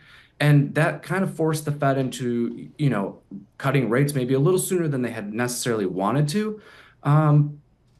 But to see this sort of balancing back out in the jobs market and in, today's retail sales number, the jobless claims number being better than expected, those are all really good positives for investors to focus on. So give us your equity call here. It sounds like we've got a Fed that's got on a good cutting kind of mode here, and we've got some decent earnings. How constructive are you on the equity business? We remain constructive on equities, and I think it's because we have, a really strong foundation in place. When you look at the earnings growth expectations for the next 6 quarters, they're very strong outside of this upcoming quarter, this quarter we're reporting right now. The next 5 quarters call for double-digit earnings growth. The economy continues to chug along. The Fed is now, as you mentioned, in a rate cutting cycle. These are all positives for long-term investors, even though we do have sort of those short-term headwinds in place. We have, the elections coming up. We have the next Fed meeting is 2 days after the election. We're a few days into earnings season. So, a month from now, we'll look back and all these things will be in the rearview mirror, and maybe they create a pullback or a short-term dip. But I think going forward that those pullbacks are going to be opportunities for long-term investors, assuming that this backdrop remains in place. Hey, Brett, what's cool about talking about you and the eToro platform is that you guys can see what investors are actually doing, where the flows are going, where they're going out of. What are you seeing as of late? Well, we continue to see flow into tech, which I don't think is too surprising given that our customer base is retail investor oriented. But I actually think that's a great place to be. And I know it doesn't seem like a very necessarily like a bold call, but when you look back at Q3, tech was a really bad performer. It was 10th. He was 10th best performing S&P sector out of 11, and it was flat for the quarter, which doesn't really sound that bad, but it really points to how much of a laggard it was when you look at 9 of the other 11 were up 5% in Q3. So the NASDAQ hasn't made a new high since mid-July. S&P and Dow continue to make new highs. I do think that tech plays catch up in the next 3 to 6 months, and it's doing a good job to start the quarter. Hey, Brett, we've seen some broadening out in the marketplace. You look at the S&P equal weighted index has been performing well over the last several months. How do you feel about that? I mean, how should people be thinking about something other than maybe the big tech names that have driven the S&P higher? Yeah, when we go back to the sort of the beginning of this bull market, the first 9 months, first year of it was basically the Magnificent Seven and Eli Lilly doing all the heavy lifting. Almost all of the gains came from those names, and since then, over the past year or so, we've seen this much stronger broadening out. If you look at all 11 S&P sectors, they're up double digits on the year on a total return basis. That's incredibly, incredibly strong. And it's great to see that type of breadth. You want to see a market expand. You want to see more participation. That to me points to a strengthening bull market, not a faltering market. All right. You sound like everybody in the pool. Pretty awesome. So, I mean, I understand politics, election, got that. But most people are saying that in election year, things tend to do really well. What are we missing? Because I get a little nervous when it feels like someone's super upbeat. Yeah, and that's the risk too. I pointed out to some of those short-term headwinds that could be in play. At the same time, those are all known headwinds. These are not going to catch them unless something really unexpected happens. The market's not going to be caught, it's not going to be caught with unexpected outcomes in these scenarios. And so to some degree that all the scenarios are being priced into the market. It's something that's unexpected, I think, would be the big risk, whether maybe that's geopolitically, maybe that's a larger deterioration in the jobs market. I think for me, in terms of at least the most realistic risks that could develop, it would be the jobs market. We did see at least some signs that there was weakness there in the summer, and while we have seen a bit of a recovery here in this last report, it's just one report. So if we start to see a little bit more sustained weakness, and then there will be some lumpiness with the jobs report and some of the manufacturing reports, given the hurricane damage that we've seen in different parts of the country, but that's the big risk to me if we see a sustained breakdown, because the consumer is so important to the U.S. economy that without them, we'd be in some trouble. It's something we talked about yesterday with Lakshman Achuthan of ECRI. He talked about labor hoarding. It's still happening. People are holding onto their workers because they know it's pretty expensive to do some hiring or let somebody go and then have to do hiring. I asked you about flows in. You said technology. What are the flows out, which might show some signs of where investors are a little nervous? We haven't necessarily seen a lot of flowing out. It's more been a rotation among the top holdings that are already favorites for investors. So just sort of rotating among those top tech holdings. And eToro, so we do a quarterly survey among retail investors, not necessarily our investors, but it goes to a wide swath of retail investors. And actually, financials ranked very highly on the report, and it's over tech, actually, in terms of preference for investment. So that was sort of stood out to me as what I would call an outlier, only we've seen that response in multiple quarters now. So I think financials remain a place that retail investors are also enjoying, and they're performing quite well. All right, Brett, thanks so much for joining us. Really appreciate getting some thoughts from you. Brett Kenwell, he's the investment strategist over at eToro. Bloomberg Surveillance this morning is brought to you by IBKR. Financial advisors, switch to Interactive Brokers for lowest cost global trading and turnkey custody solutions. No ticket charges and no conflicts of your interest at ibkr.com/RIA. With our news in New York City, here's Michael Barr. Thank you very much, Paul, Carol, Lisa. Kamala Harris says she won't be a continuation of Joe Biden's presidency. In an often feisty interview with Fox News host Bret Baier, the vice president blasted Republicans for blocking the bipartisan border bill. It would have allowed us to put more resources into prosecuting transnational criminal organizations, which I have done as the Attorney General, former Attorney General of a border state. Madam Vice President, a couple of things. Prosecuted trafficking of drugs, guns, and human beings. And Donald Trump, but let me just finish. Former President Trump, meanwhile, appeared at a Univision town hall with Latino voters and doubled down on debunked claims that Haitian migrants in Springfield, Ohio, have eaten pets. You have a town, a beautiful little town with no problems. All of a sudden, they have 30 or 32,000 people dropped into the town, most of whom don't speak the language, most of whom don't speak the language at all. Meanwhile, the Secret Service requires fundamental reform and new leadership to carry out its mission of keeping U.S. officials and candidates safe. That's according to an independent panel in a review of the agency's failures surrounding the July 13th attempted assassination of former President Trump at a Pennsylvania rally. The scathing report slammed the agency for a series of errors, including failing to secure the rooftop of the attacker used to target Trump. Ukrainian President Volodymyr Zelensky met with European Union leaders in Brussels today to get support for what he is calling his victory plan to end the war with Russia. Zelensky addressed the EU Council meeting on the foreign help Russian President Vladimir Putin is getting in his war against Ukraine. He's getting help from North Korea with shells, equipment, now even people, and plus Iran. Unfortunately, we are receiving signal that China is still actively helping Russia drag out this war. Later today, Zelensky will meet with NATO defense ministers. Global news 24 hours a day and whenever you want it with Bloomberg News Now. I'm Michael Barr, and this is Bloomberg. Paul, Carol, Lisa. All right, Michael Barr, thank you so much. We appreciate it. Carol, I flew back from Charleston, South Carolina yesterday on a United flight, a Boeing 737. We got home fine. It was great. Plane was really old.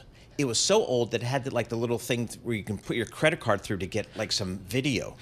And it got me thinking about this Boeing story. Yeah. They got to start cranking out planes because I think the airlines need newer planes. And it takes me back, and I look at the Boeing company, and they have a big facility in Charleston right by the airport. Yeah, they do. I didn't know that. Yeah. But they had planes from every airline there, I guess, getting some service. We got to get these folks back up and cranking. And they got to settle this the strike they have out in the Pacific Northwest. They have so many issues. Right, and they're looking to raise some money, and they've got to figure it out. I totally agree. Otherwise, some of those customers are going to be looking elsewhere, and we know where they'll go. Yeah, I was just looking at the Boeing stock. It's it's off 40% year to date. So they have that strike in the Pacific Northwest. And they've got obviously some quality issues there that they need to work out. So we'll keep an eye on that story because that is a big one. This is Bloomberg. Good morning.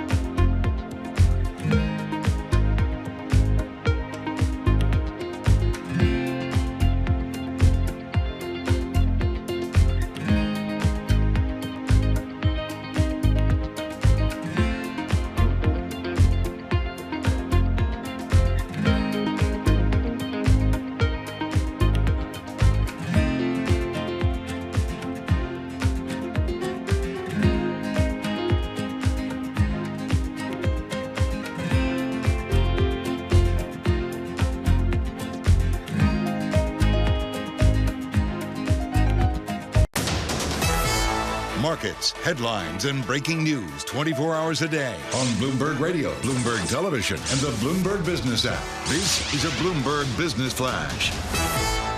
From the Bloomberg Interactive Broker Studio, I'm Lisa Mateo. Futures still edging higher. This is after retail sales came in higher than expected in September. Consumers continuing to spend. It increased 0.4% after a 0.1% gain in August. Meanwhile, initial jobless claims for last week came in lower than expected, dropping by 19,000 to 241,000 applications. They were filed last week.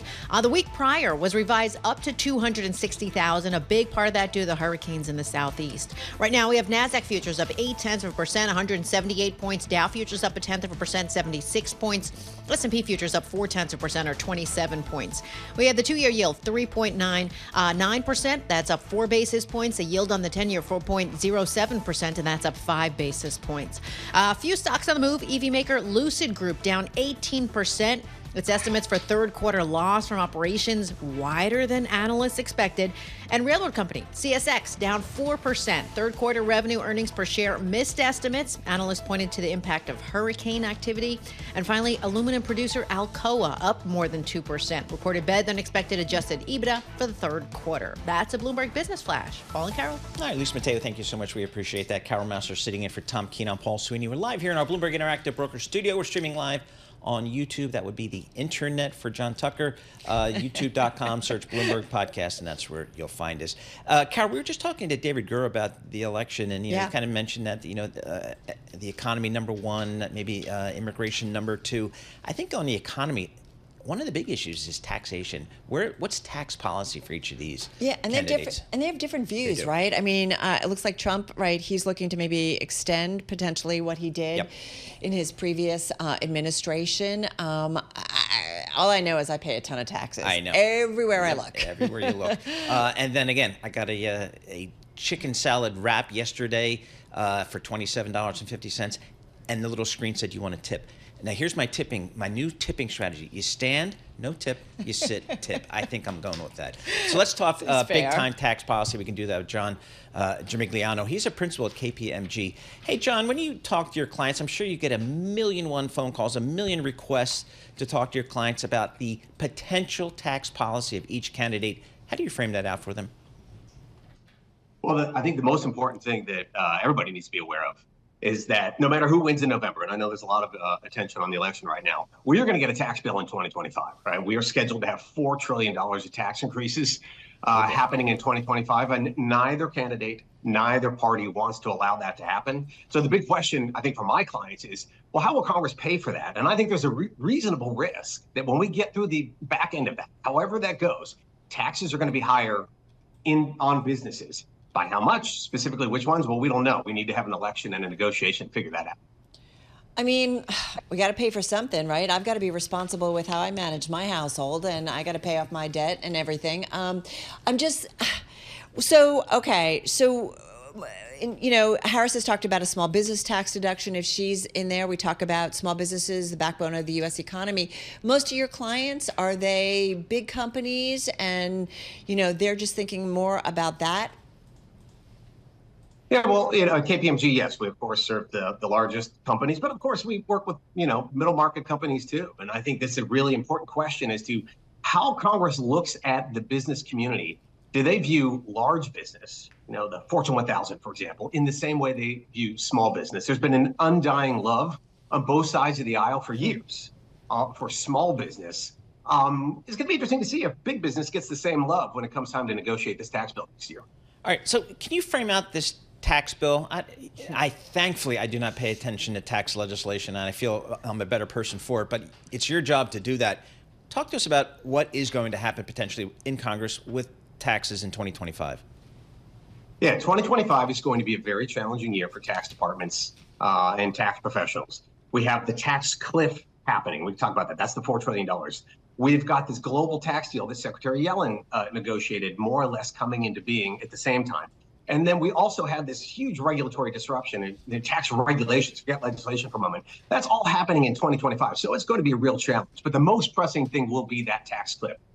The expiring items that were enacted in 2017, the vast majority of those $4 trillion impact individuals, like, all of you. And so that's one that Congress just feels, I think, that failure is not an option. They cannot let taxes go up on millions of Americans, not just high earners, middle earners, low earners, sort of across the income scale. They just can't let that happen. What about really high net worth individuals? I mean, I remember being at Milken a couple of years ago, a lot of wealthy individuals who said, you know what, it's time for us to pay our share. They owned up. I mean, is there any momentum to see the higher end of the income strat? And I'm talking about really wealthy individuals that they end up being taxed more.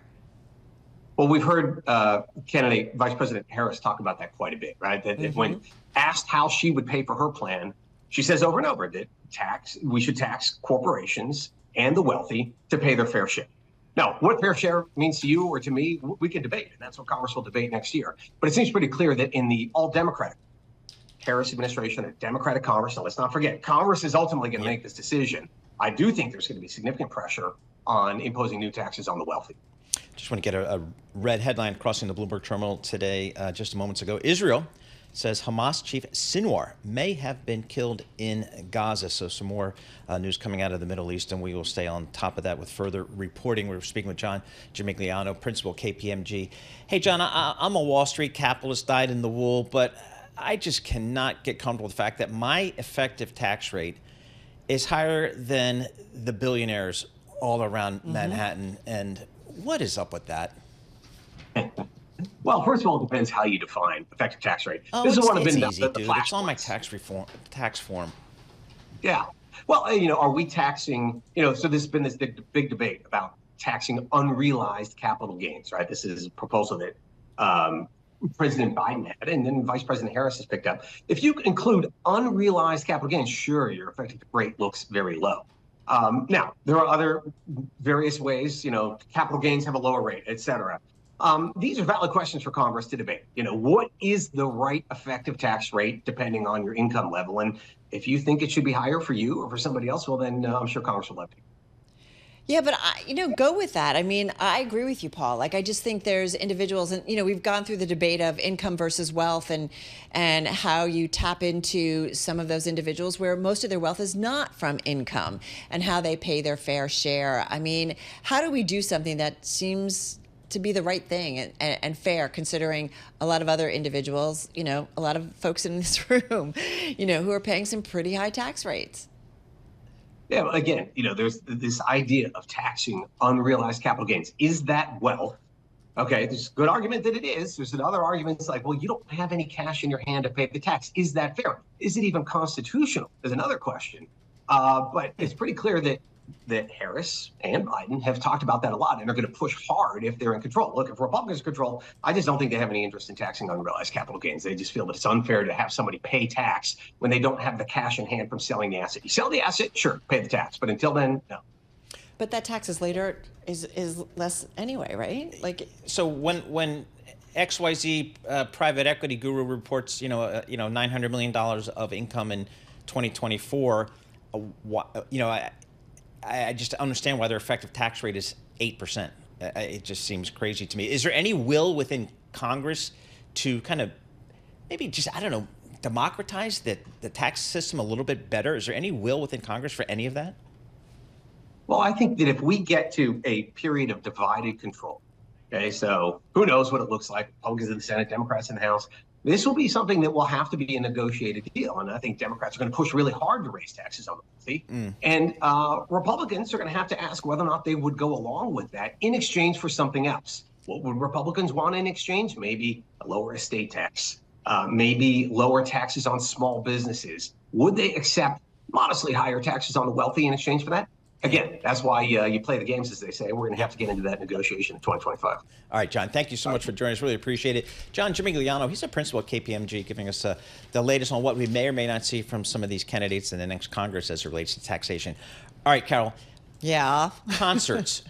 Here's my award for best concert I went to relative to expectations. Okay. Fleetwood Mac. At the Garden, probably 6, 7, 8 years ago. I'm a big fan. Yeah. But my expectations were kind of low. I figured they're kind of old. Blew me away. The musicianship and the talent of every single person on that stage blew me away. Love Fleetwood Mac. I just remember my older siblings. They were going in the 80s, 70s, 80s. Yep. and I couldn't go. My parents were like, you can't go, you're too young. And I was so mad at them. So that's my only memory. I love them. Yeah. I'm jealous that you got to go. It was good stuff. Go your own way. You can call it another lonely day. You can go your own way.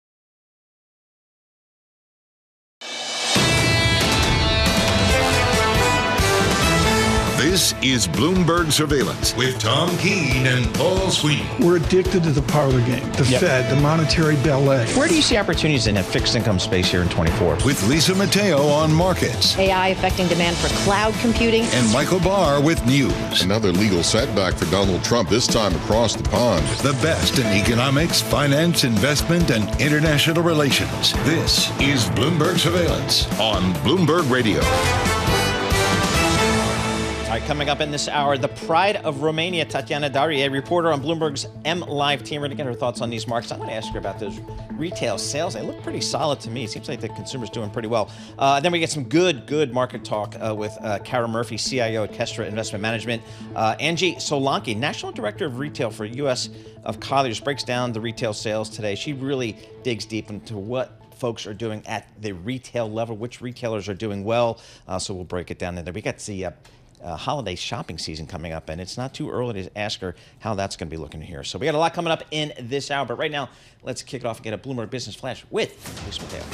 You got it. We've got NASDAQ futures getting a bit of a lift, up 1% right now. And this is after strong Taiwan semiconductor results ease those investor concerns about the outlook of the chip sector.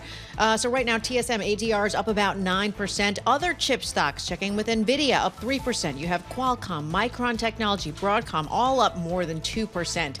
So we talked about NASDAQ futures, 220 points, that's up. Dow futures up 106 points, 0.2%. We have S&P futures up 0.5% or 34 points. We have the two-year yield at 3.99%. That's up 4 basis points. The yield on the 10-year 4.07%, and that's up 5 basis points. To currencies, the yen weakened to 150 against the dollar for the first time since August 1st. Right now, it's at 149.88 against the dollar. We have the euro weaker, British pound stronger. We have Bitcoin up about down about 0.6% at around 67,000. Nestle starting to rebound. Its results missed estimates. Its CEO told analysts he's reviewing the company's product portfolio. People feeling a little bit better about that, so now their shares up more than 2%. And Nokia, ADR is down 5%. Its sales missed. It also reported it's set to cut almost 2,000 jobs in China. That's a Bloomberg Business Flash. Paul and Carol. All right, Luis Mateo, thank you so much. We appreciate that. Carol Massar sitting in for Tom Keene. I'm Paul Sweeney. We're live here in our Bloomberg Interactive Broker Studio doing this Bloomberg surveillance thing. We're also streaming live on YouTube. So head over to youtube.com, search Bloomberg Podcast, and that's where you will find us. I get the good billboards. Bloomberg Surveillance is brought to you by BNY. BNY's expertise and insights can help clients achieve their ambitions. Visit bny.com. That's it. That's it? I mean, Are we done? I mean, how long do you have to take to read it? Tatiana Darie joins us. She's really smart, and we appreciate getting some of her time. She's a macro market strategist for Bloomberg News. Tatiana, lots to talk about. The markets are moving higher here. We got the S&P up about 0.5%. But we had some economic data this morning. The retail sales, I mean, Carol and I were looking at it. We said, pretty strong right there. Yeah, really, really strong on the headline number, on the control group number. And we have a really cool function here on the terminal ECAN, where you can see the breakdown. Hold on. ECAN. All right. ECAN, yes. And if you look, those you could see that gains were distributed across major line items. And to me, one line item that stood out is drinking and food services, which is basically restaurants, which is a discretionary category. It's telling you that people are back eating out, drinking out, spending out, and that is happening after that spending has moderated earlier in the year. And to me, this is key. It shows that the consumer is bouncing back, and it dispels some of those concerns we had earlier in the week about rising delinquency fears and all of that. So I think stocks are setting up for a nice rally today. So good news is good news. Yes. Right, for the markets here. Having said that, there was some other news too. We had weekly jobless claims. They came in a little bit lower. The number before, though, raised up a little bit. And then we had that, I don't know how important this is in your world, the Philly Fed business outlook, which is an indication of kind of manufacturing in the Northeast. It blew away all estimates, 10.3 versus an estimate of 3. I'm not sure how to read that.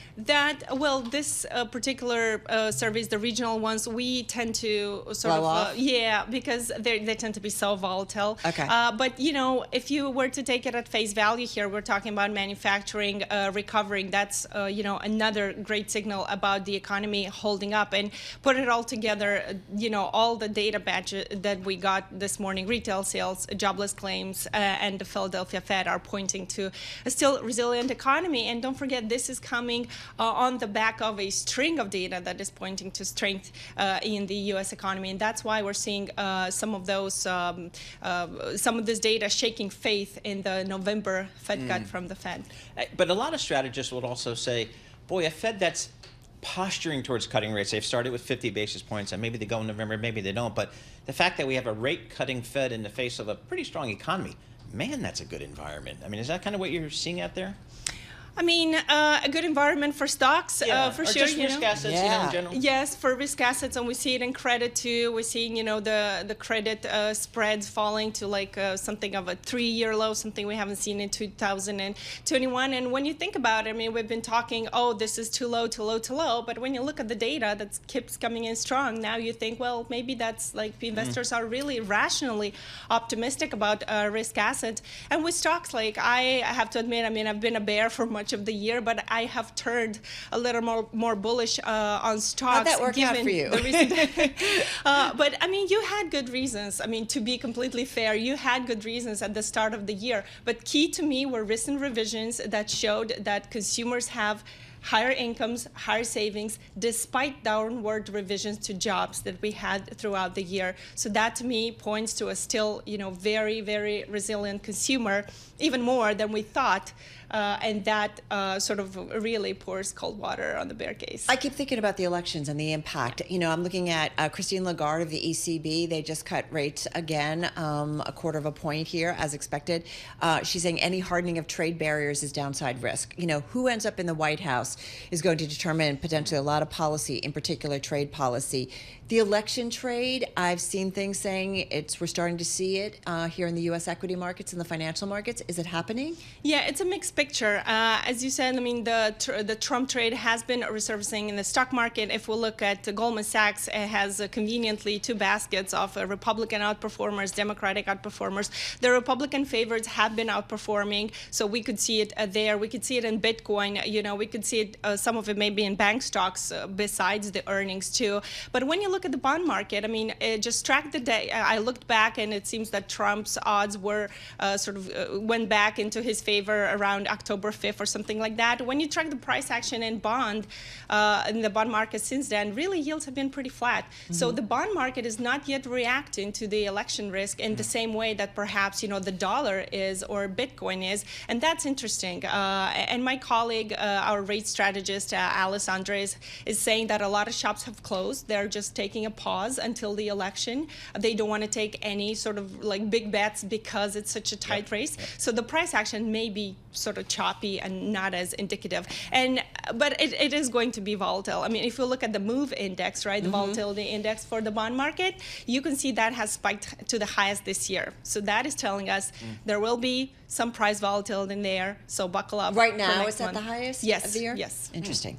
Well, Cara, Tatiana's not just a star of Bloomberg Radio and TV. She also has a day job for Bloomberg News. And you've got an article out yesterday talking about the Russell 2000. I guess it's hitting some peaks, but it's still lagging the broader market. What do we know about kind of the smaller cap stocks? Yeah, small caps, have some momentum here. They've been really on a tear since August. And, they've got a few tailwinds going their way, right? The economy is performing. Earnings or sales growth is expected to go higher. And the Fed is, for what we know, still cutting rates, right? And those are all expected to benefit small caps. But if you look at earnings, and that's, I think, the crux of the argument is in the earnings, they're still lagging the S&P 500, and the best metric to look at for the Russell 2000 is sales growth, because a lot of the companies are unprofitable. If you compare that versus the S&P 500, we're still lagging, but it's going to get better next year. So if you're willing to take the long-term view on small caps, there's a lot of room for outperformance, because if you compare the relative valuation,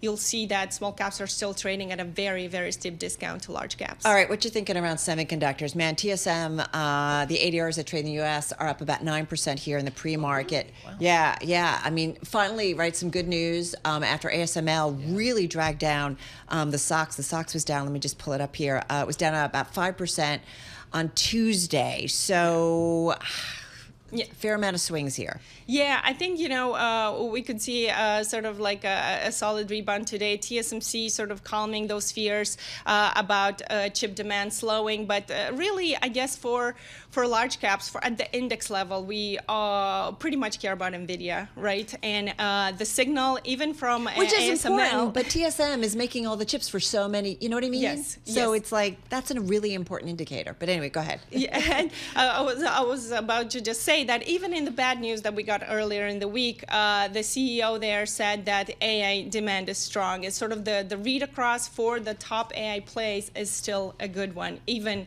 as the other parts of the chip market are suffering, which is kind of like what we knew, but perhaps we didn't know it was as bad as ASLM made it sound earlier. Yeah, I mean, the only thing I know about the chip business is long cycles are very cyclical. Totally. And if you miss the cycle, you're screwed. I learned that. But now I've got this AI thing, so maybe that's less of, I don't know. I'm just not going to trade them. Let's put it that way. Tatiana Darie, thank you so much for joining us. Tatiana Darie, macro markets strategist for Bloomberg News, joining us live here in the studio. Also joining us live here in the studio, Michael Barr with World and National News.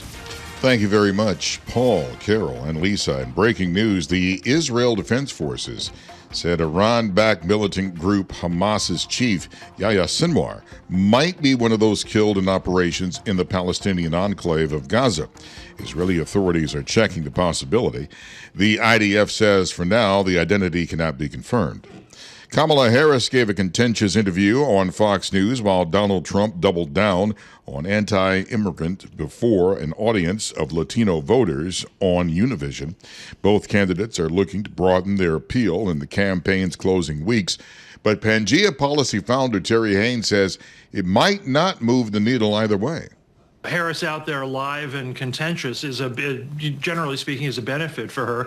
I think Trump, seeming as he did on Tuesday in your interviews, relatively cool, also helps him. But it's not going to move the needle in a world where there's basically neck and neck race, and it's been neck and neck for the last 3 months.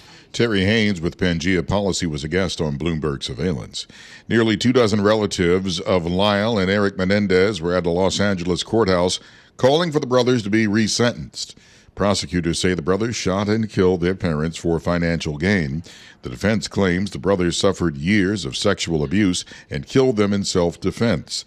The brothers were convicted of killing their parents in their Beverly Hills home in 1989 and were sentenced to life without parole. Lyle and Eric's attorney, Mark Garagos. This is virtually unprecedented in my practice, and I would dare say it anywhere, that 20 family members on both sides, victims, constitutional victims under Marsy's law, are here to urge the DA to resentence.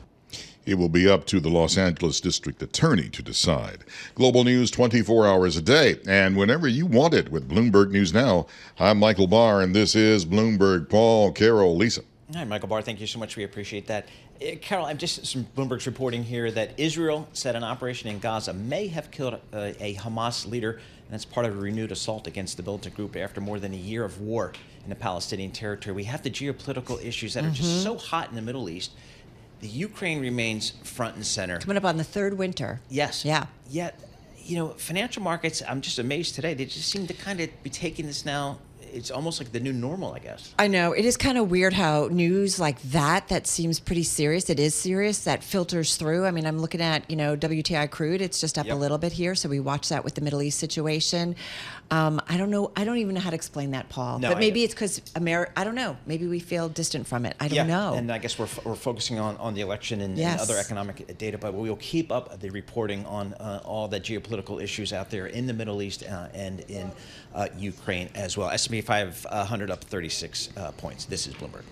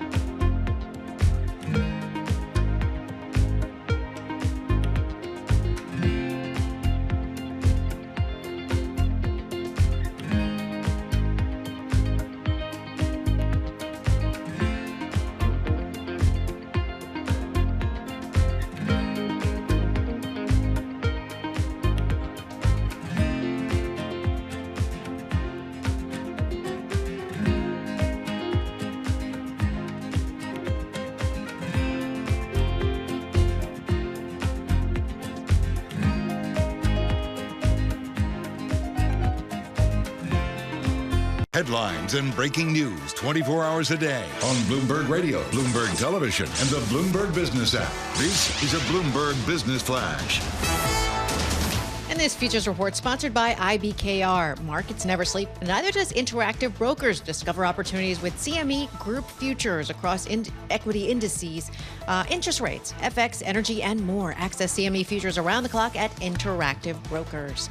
All right, futures still advancing. This with company earnings in focus. Netflix leads nearly a dozen companies reporting. It's later this afternoon. Their shares right now up about 0.5%. We have NASDAQ futures up more than 1%, 232 points. We have Dow futures up 0.2%, 100 points. S&P futures up 0.6%, 36 points. To commodities, right now we have Brent crude $73 a barrel, WTI crude $70 a barrel. We have spot gold at $2,684 an ounce. We mentioned Netflix earnings after the close. So far this morning, we've also heard from M&T Bank, up more than 2%, reported provision for credit losses. The third quarter beat estimates. Then you have Truist Financial, reported taxable equivalent net interest income for the third quarter, met estimates, but maybe investors were hoping for a bit more. Shares are down nearly 1%. And finally, Elevance Health. Well, it's not elevating, it's down 13%. It cut its outlook for the entire year. For on-demand news 24 hours a day, subscribe to Bloomberg News Now, wherever you get your podcasts. I'm Lisa Mateo. That's a Bloomberg Business Flash. Paul and Carol. All right, News Mateo, thank you so much. We got Carol Massar sitting in for Tom Keene. I'm Paul Sweeney. We're live here in our Bloomberg Interactive Broker studio, streaming live on YouTube as well. Carol, we are so fortunate, I feel like, here at Bloomberg. We get to speak to so many really smart and experienced investors that have managed, billions of dollars of assets on behalf of their clients and have seen everything. They've seen different cycles, different sector moves. Our next guest is right at the top of that list, Kara Murphy, CIO of Kestra Investment Management. I don't know what Kestra Investment Management is, but she's worked all over Wall Street her entire career. It's just amazing we get to speak to some of these people. So, Kara, thanks again for joining us here. I mean, Kara and I have been talking about today, we got that retail sales number today. I'm not sure the Fed needs to do anything, and I think I'm okay if they don't do anything in November. How are you viewing this economy and this market right here? I think you're right to be really marveling at these strong retail sales numbers. Earlier this year when we were looking at not nominal retail sales, but real retail sales, there was a concern because those had turned negative for a little while. But over the last few months, we have seen a very definitive turn in both nominal and real retail sales to going positive. And it's a bit of a head scratcher because when we look at the consumer confidence numbers, they continue to be in recessionary territory. But when we look at what consumers are doing with their actual dollars, they're out there spending like the economy is doing really, really well. So I think the Fed should feel pretty comfortable about that. And I don't think that the house is on fire and the Fed needs to come in with a bunch of rate cuts. I think they'll continue cutting rates, but they can take their time. Hey, Kara, you guys work with independent financial advisors. You're giving them some advice, you're giving them guidance. And I'm just curious, what is it that they are most concerned about right now in this environment? Everybody's talking about the election. So for the next couple of weeks, it's going to be really hard to focus on anything else. And so a lot of what we're doing is trying to hold hands and tell people that we don't think that whoever ends up in the White House is going to have a big impact on the medium trajectory of the market. So you need to kind of sit through this near-term volatility. But then coming out of that, just a couple of weeks from now, hopefully, cross fingers, I think the focus will then return to earnings, which is really going to be the driver of the market. And there, too, I think we're seeing pretty good trends. Yeah, I kind of wanted to go there. I mean, we just had some of the big banks report. I mean, now we've got the rest of the S&P to come over the next couple of weeks. But the bank earnings, Karen and I were talking at the opening here this morning, they look pretty solid across the board. Quite solid. And again, if we have the Fed continuing to cut at a modest rate, a more normal yield curve, activity is picking up in a lot of their core areas. Credit's okay. So they have a lot of things to be really positive about. And then when you look in particular at some of those small cap banks, they're the ones who are particularly interest rate sensitive and will start to benefit from this new interest rate environment. Hey, Kara, one of the things too, Paul and I were, as we were gearing up for you to join us, your background is just way cool. You've worked at a lot of well-known firms, whether it's Goldman Sachs, whether it was AIG funds. But what's interesting is you go kind of way back. Before you tapped into the investment industry, you were an analyst covering international political and economic risk, and you focused on Eastern Europe and Russia. One of the things that Paul brought up, which I thought was really brilliant, is that this idea that, like, we have another headline that Israel's saying a Hamas chief may have been killed in Gaza attacks, and yet the markets seem to take that in stride, or even if we see a blip, seems to recover quickly. What is going on in investment markets where geopolitical risk seems to be, they kind of just take it in and kind of don't seem to overreact? Investors don't. It is quite remarkable. And you have to go deep into my resume to find that. But it's interesting. We did. I find international politics incredibly interesting, and these types of things that you're talking about are really, really important. But I don't talk about them all that often simply because U.S. markets over time have shown us again and again that they can remain very well insulated from geopolitical risk. And that's a great benefit from being in the United States, which has, an ocean on either side. And if you look back, in fact, to when Russia invaded Ukraine at the time, I mean, there was a lot of concern, war in Europe for the first time since World War II, concern about grains and other commodity prices, oil. And very quickly, within a couple of weeks or months, that risk started to fade from markets. And we've seen the same in the Middle East. And usually the big way that these geopolitical risks sort of transition from wherever they start to U.S. markets is through oil. And interestingly, over the last 12 months, we've seen oil come down, I think driven by some softer demand, particularly in China. But that transmission mechanism has not really reared its ugly head. And so U.S. markets are able to really shrug it off. Kara, how about the fixed income space? I can sit in a 2-year treasury and get 4% here. Is that okay, or should I be taking some credit risk, do you think?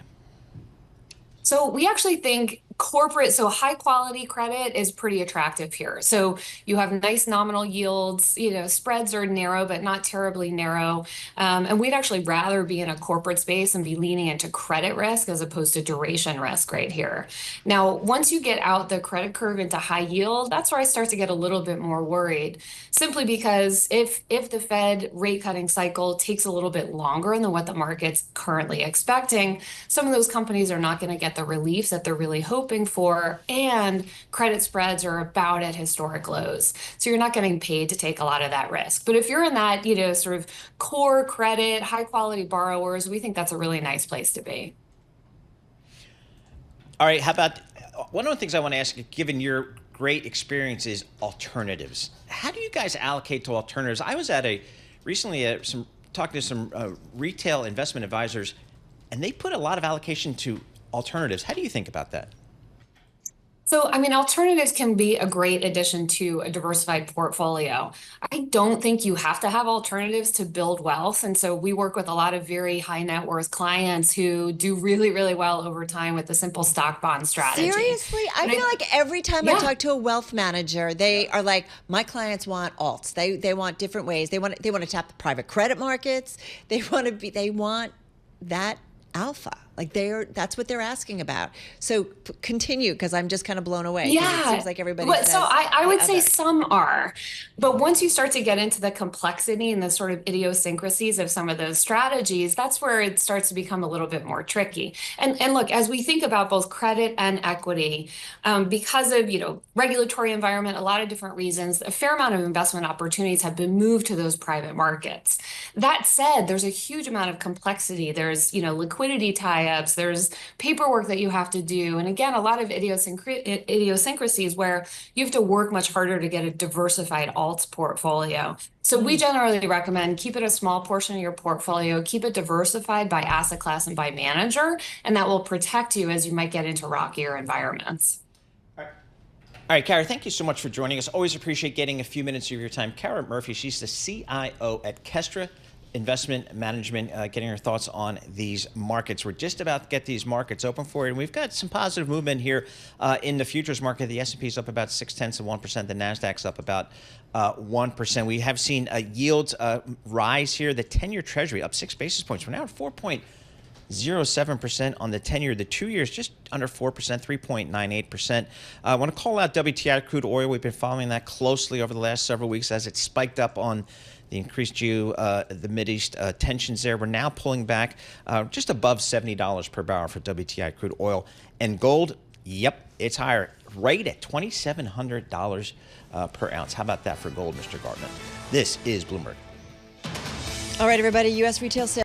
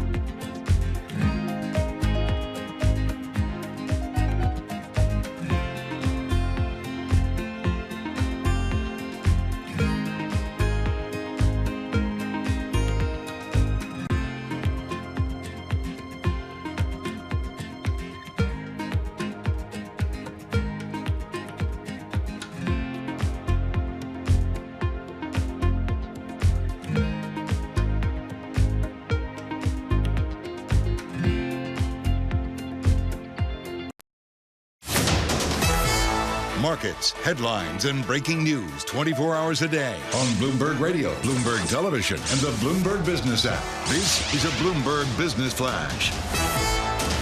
In the Bloomberg Interactive Broker Studio, I'm Lisa Mateo alongside Paul Sweeney, Carol Massar with your opening bell report. So some more economic data for investors to mull over this morning. Retail sales rose more than expected last month, up 0.4%, just after a 0.1% gain in August. Initial jobless claims for last week unexpectedly fell after jumping the previous week. That was due to Hurricane Helene.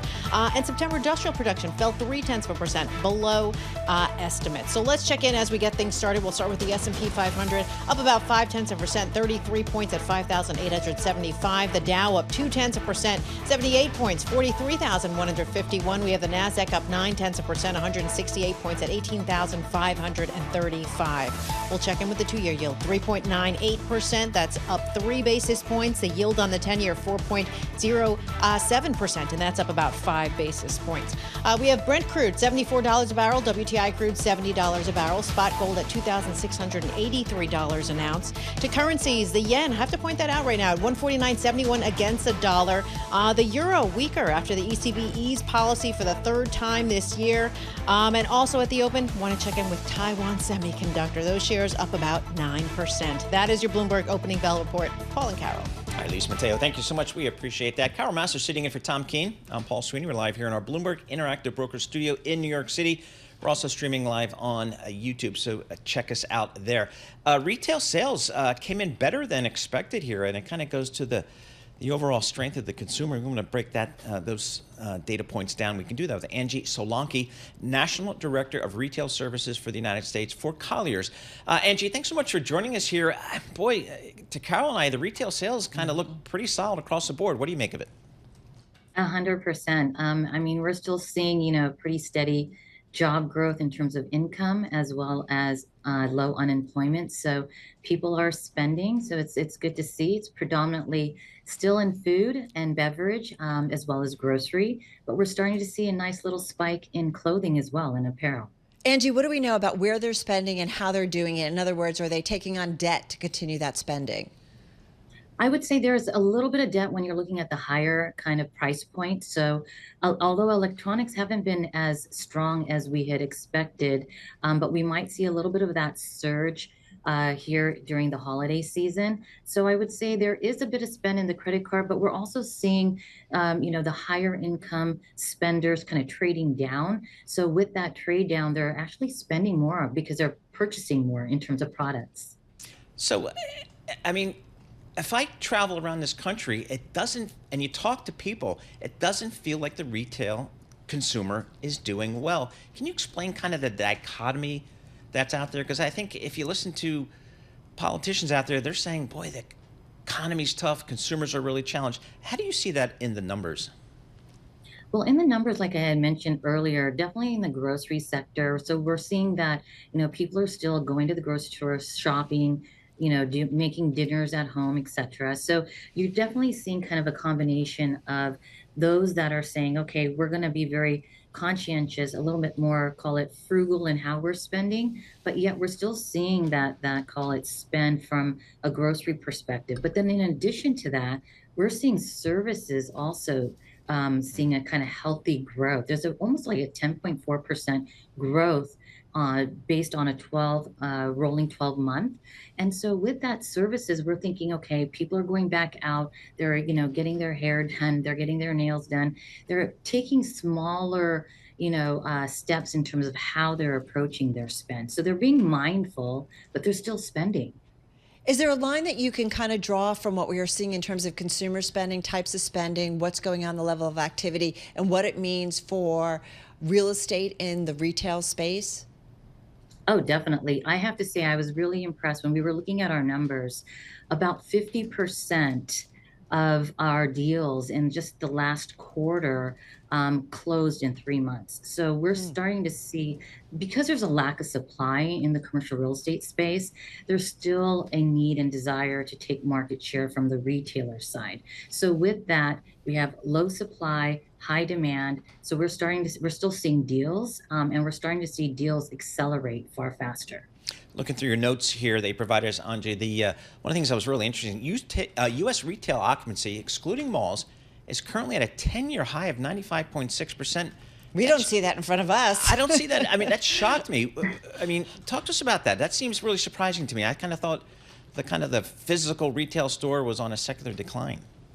Oh, no, not at all. We're actually seeing a little bit of the opposite from an online perspective. But from, what you just shared, so if you stop and think about like more of the suburban markets, so outside the core dense urban, you're definitely continuing to see high occupancy.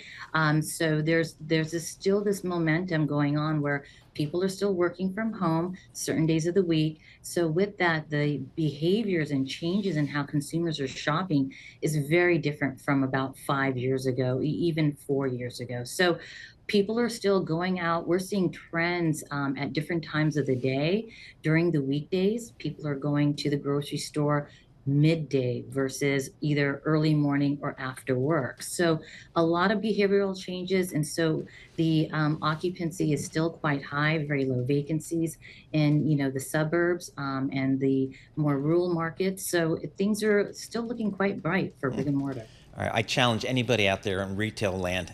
Rent out the space on Lexington Avenue, Manhattan, between 58th and 59th Street. Let's see. Few if you can do choices, that. right? Yeah, plenty of choices out there. Angie, thank you so much for joining us. Angie Solanke, National Director of Retail Services for the United States for the firm Colliers. All right, Paul, we want to get back to world news. Headline just a short moment ago, Israel saying a Hamas chief may have been killed in recent Gaza attacks. With us to break it down as he continues to do so throughout the war in the Middle East, Bobby Ghosh, Bloomberg News senior editor. He previously covered foreign affairs, special focus on the Middle East, and he was Time Magazine's Baghdad bureau chief before he came to Bloomberg. We lean on him a lot. Bobby, this sounds pretty significant. If it is true, it is a very, very significant development indeed. Yahya Sinwar is thought to have been the mastermind behind the October 7th terrorist attack from last year that set off this whole chain of events. Since the end of July, since early August, in fact, he has been head of Hamas's political wing. The Israelis have wanted to get him for a very, very long time now. We don't know a whole lot about the operation. We're not sure exactly where in Gaza it's taken place. We know that 3 men were killed in the operation, and there's a statement from the IDF, the Israeli Defense Forces, saying that they think that one of those 3 might be Yahya Sinwar. Now, this is a man who was in Israeli prisons for 22 years. They have his fingerprints, they have his dental records, they have his DNA. So they will and they should be able to confirm his identity pretty quickly. But I should caution, there have been various points over the last several weeks where there have been rumors, because he hasn't been seen or heard from in a little while now. That's understandable. He doesn't want to be seen or heard from, particularly at a moment when so many other prominent leaders of Hamas and Hezbollah are being killed. But he has not been heard from for a while, which has sparked rumors of his possible elimination. But this seems to be a notch higher than your regular rumor. The Israeli military coming forward and saying they think they may have got their man. Bobby, I mean, it seems like the Israelis have had a good run here over the last 4 or 5 weeks in terms of really targeting successfully the leadership of Hezbollah. I mean, this is some of the best news they've had in a long time. What do they do with it? What's the end game if we were thinking a couple of months, 6 months down the road here? And that's a question that we've been asking on this show, on every show for months and months. That's the question the Biden administration keeps asking the Israelis. Yes, we're giving you weapons. We're giving you diplomatic cover, the United States. We're giving you lots of support for these activities. What happens the day after? Yeah. And they've never gotten a clear answer from the Israelis, from Prime Minister Benjamin Netanyahu on this. The usual response is, well, we're in the middle of a war, we can't really. But this is not a normal war, and this is, the longer this drags on, the more weight that question will acquire. What happens the day after? We know what happens the day after for Hamas, and what happens the day after for Hezbollah. One leader dies, they find another one. Yeah. And another one may or may not be as effective as the last one, but there's another one in the queue waiting after that, and after that, and after that. So we know what their agenda is. What is the Israeli plan for the day after? We still have no clue. Let me fold into this. One of the stories that when we all came in early this morning that we were talking about is these US B-2 stealth bombers that struck weapons storage sites linked to Houthi rebels in Yemen. I keep trying to roll it all together. How does this factor in? Well, it is part of the larger conflict that is taking place at a lower intensity elsewhere in the Middle East. So the Houthis, what they have in common with Hamas and Hezbollah is that all three groups are funded and supplied and supported by Iran. So they are creatures of Tehran, if you like. The Houthis have been emerging as stronger and stronger in the network of Iranian proxies because of their position, because they're in Yemen, a country that has not had political stability in a couple of decades, or longer arguably, and because they're along the Red Sea, which is one of the world's most important trade routes. They have shown a capacity for creating havoc and basically doing a lot of damage to the global economy. So these are very, very serious people. They've gotten their hands on some of Iran's most advanced weaponry. Iran has given them missiles and rockets. Now, they've been hiding some of their armory deep underground. We've known that for a while, and now the U.S. says it's used these bombers to take out some of those deep-lying installations. That is a signal to the Houthis, of course, themselves. It's also a signal to Iran. Remember, Iran is also hiding, we know for a fact, a lot of its nuclear installations deep underground. And these installations have been placed there inside mountains on the impression that that will protect them from American or Israeli attack. This is the United States not so subtly telling the Iranians, if we can get that deep down into the ground with the Houthis, we can do that with your nuclear installations too. Why haven't the Israelis retaliated for the latest missile attack on Israel? I thought it would have been, I guess a lot of people thought it would have been sooner. Well, that's a good question. We've been wondering about that. The people who've been wondering about that most of all are the Iranians. And that may be part of the calculation, keep the suspense, keep the tension. There are some very significant Iranian leaders who have not been seen or heard from in a little while. We know that the Biden administration and the Israelis have been in communication about targeting. The Biden administration wants to make sure that the Israeli retaliation, when it comes, does not create too much havoc, again, on the global economy. So there's been pressure on the Israelis not to hit those nuclear installations I was just talking about, or indeed Iran's oil installations, because of course that would have an impact on oil prices. But Iran is a target-rich environment. It's a large country with with quite a lot of military installations all over the country. Israel could practically pick and choose from a wide range of these targets. We have to assume it's coming, and we and the Iranians can only wait. Just got about 45 seconds left here. Here we are, more than a year in on this. Any signs of this coming to an end? No, but if Yahya Sinwar is dead, that would be an important landmark. I don't think that would be the end or the beginning of the end or anything, but it would force Hamas to re-examine how things are going for itself, taking into account not only the death of its own leadership, but the death of the Hezbollah leadership and the chaos that is currently taking place in Iran, in Iranian politics. So it might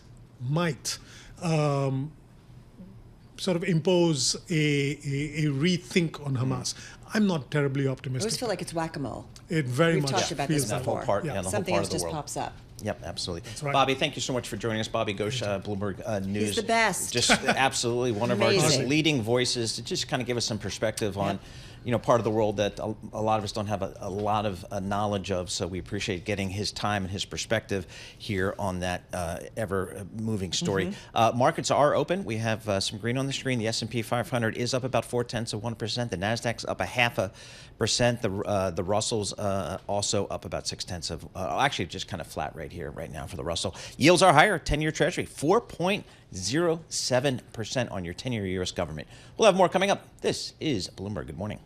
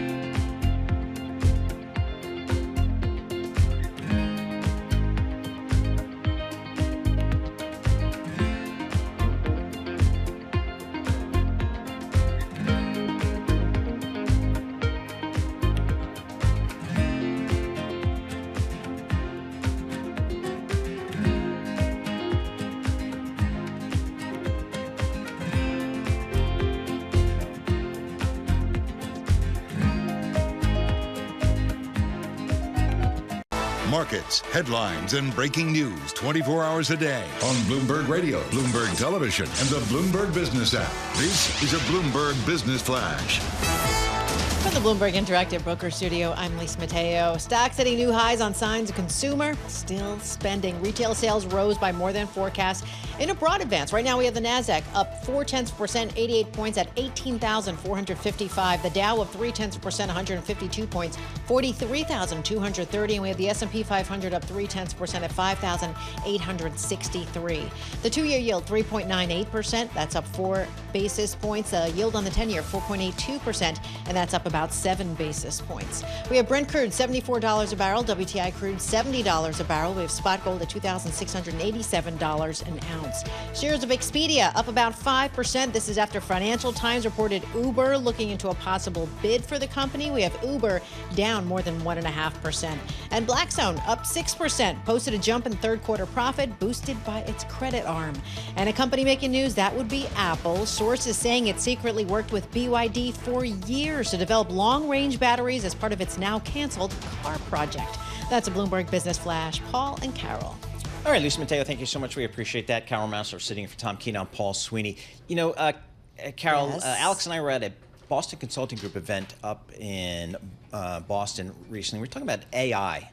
And now in BCG, the folks in BCG were saying when all their clients are asking about AI, what is AI? How do I implement it in my business? Is it a threat? Is it an opportunity? And BCG's got a whole practice, as I'm sure McKinsey does and everybody else does, about AI and how companies should be thinking about it. But they start with the fundamental issue of, are you committed to implementing AI in a socially responsible way? If you're not committed to that, then you really need to rethink it. And all I can say is, you know, look at the social media experiment that we've lived in, and we are still trying to figure out how to police it in a safe and careful way. And so I don't know where we go with AI on this. Yeah, it was figuring just it a out. whole nother way, prism, which to think about AI. Our next guest thinks about that stuff as well. Claudia Del Pozo, she's the founder of the Eon Institute. Claudia, thanks so much for joining us. First, could you just tell us kind of what you guys do at the Eon Institute and how you think about AI? Sure. Hi, Paul. Hi, Carol. Nice to be here with you. So I'm the founder of Eon Institute. We're a think tank, a women-led think tank based in Mexico City, where we seek to future-proof society. So what does that mean? We want to make sure that everyone understands these new technologies, including AI, to be able to make the most of them. And like you said, you know, the main thing about AI is its responsible adoption. And I think that there's a lot of thought about, you know, existential threats in AI. And while that is something we should be working about, what we focus on are the challenges right now. So, you know, the loss of opportunities, the social harm that comes from AI, economic loss, and in some cases, loss of freedom and loss of life. So that's kind of what we're looking at and seeing how companies, organizations, governments can adopt it in a way that doesn't create or that mitigates those challenges. And I should point out, for those who might not be familiar, Bloomberg has been doing this, their new economy program. It's called the Catalyst Program. They founded it back in 2021. And basically, they look for people who are innovating. They've done work. They've got objectives to make the world better. And so this is why we like to talk to someone like Claudia. So, Claudia, how are you thinking about it differently? Because I do feel like there's lots of big guns who are looking at AI, trying to figure out how to do it responsibly. You know, how are you doing it differently, or how are you finding the way forward in a safe way when it comes to AI? Yeah, that's a great question. So first of all, we work in Latin America. So a lot of the big guns who are thinking about this are based in what we like to call the global north. So the US, Canada, the European Union. So we're looking at it from Latin America. And also the way we want to think about it is technology has become so complex that there's no one actor who can answer it. So we're kind of this neutral platform that brings together government, civil society, academia, big tech, SMEs, you know, bring them all literally around a table to discuss how we can move forward in a sustainable way that makes sense for everyone. Because if one of those actors isn't on board, that is not going to happen. So that's how we're doing it. But are the Googles of this world, are the folks that have all the data, the information, and forgive me for just singling out Google, but you could take Amazon, you could take all the big tech companies. I mean, everybody has so many data points. Are they part of this conversation with you guys? Definitely, yeah. Yeah, the Latin American teams, and sometimes we'll work with the global teams, are part of this conversation. And the idea is not only, so there's two ways, right? What does this mean for Latin America when we're not, part of kind of the decision makers in AI of the world? How can we be part of that? What does it mean for us? But also, how can we make sure that the decisions that are being made at that kind of high level make sense for Latin America? So recently, I was at an event talking about kind of setting the agenda for the Paris AI Safety Summit and making sure that we included topics that wouldn't come to mind to people who aren't part of the global South. So that's kind of the two-way cycle that I'm trying to promote. All right. Really appreciate it, Claudia. Thanks for joining us. Really important topic here as we think about AI, the adoption of AI, the application of AI across a whole bunch of businesses. Claudia Del Pozo, founder of the EON Institute. The ECB today, they cut rates for the third time to prop up a weakening economy. Bloomberg's Lizzie Burden joins us here. Lizzie, talk to us about the ECB here. What's the thinking behind this rate cut here? Well, it was unsurprising, actually, that they went for this cut today. It was a surprise when you compare it to September's expectations when Christine Lagarde was nodding more towards December. But since then, we've had inflation coming in below the ECB's 2% target. In fact, it was revised down this morning. And we've had all these surveys pointing to the weakness in the economy. So the focus today really was on the path ahead, especially at this press conference with Christine Lagarde just now in Slovenia.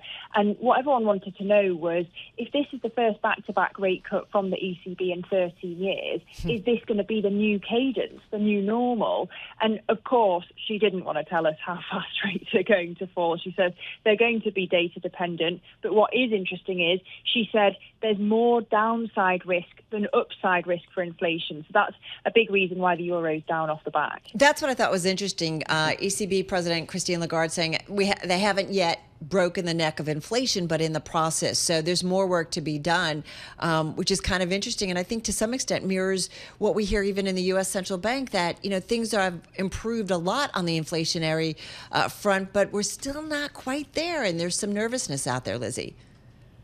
Yeah, because look, they think that inflation is going to go up again. This is a bouncy bottom. And what they want to see is inflation at target in the medium term. They're not yet convinced of that, partly because of all the uncertainty around the labour market. They've got unemployment at a record low, but then you've still got wages rising at a comfortable clip and the labour market kind of easing. You've got corporates like BASF and Volkswagen looking at closing plants, offloading workers. So they really need that to settle out before they can be a bit more certain on the path ahead. Lizzie, what's the thoughts of kind of the next coming 2 or 3 meetings from the ECB? Well, what economists and markets are thinking is that you're going to have cuts at every meeting until March, and then 2 more off the back of that to take rates to 2% by the end of 2025. That's aggressive. As we think here in the U.S., the Fed might even potentially pause at the next meeting. Hey, Lizzie, thanks so much for jumping on with us. Really appreciate it. Lizzie Burden, Bloomberg Television. She's an anchor and a correspondent covering the U.K. and the European Central Bank, so it's a great voice to get on this move today in the ECB. So Lizzie was in Slovenia, and I'm like, why is she in Slovenia? Shouldn't she be in, I don't know, where the ECB... Brussels or London? Or Apparently, the ECB gets one policy meeting of the year that they hold outside of their Frankfurt headquarters, okay. so that's Very why good. they were there. All right, very good. News you cannot use. Yes, exactly. Very good stuff. But what I think is just, again, it just marvels me, the power of Bloomberg media, the Bloomberg News, the Bloomberg Television, the radio. We have bureaus everywhere. We have talented people. Love it. Everywhere, that when something happens, Rich Truman can look smart by booking somebody like Lizzie Burden. Has to happen at least once a year for him. Exactly. So. Hey, listen, that's what people, when I say, what's it like at Bloomberg? I'm like, I can pick up the phone and call anywhere in the world, and I've got a reporter, an editor, a bureau chief who's going to fill me in and really give me some understanding from folks that are on the ground, really understand the situation rather than me from afar. Yeah, it's killer. It's just amazing. We're very appreciative here. We got somebody like Bobby Ghosh can come into our studio. Yes, the popcorn's very good studio. All right, Carol, thanks for sitting in for Tom. That was awesome. We're not sure Pleasure. what Tom is. We're hoping he's taking care of his European friends over there, not creating an international incident or anything along those lines here. Markets are open, and the market's trading higher here. Got the S&P 500 up about 0.3%, the NASDAQ up about 0.6%. So green on the screen. We'll have more coming up. This is Bloomberg.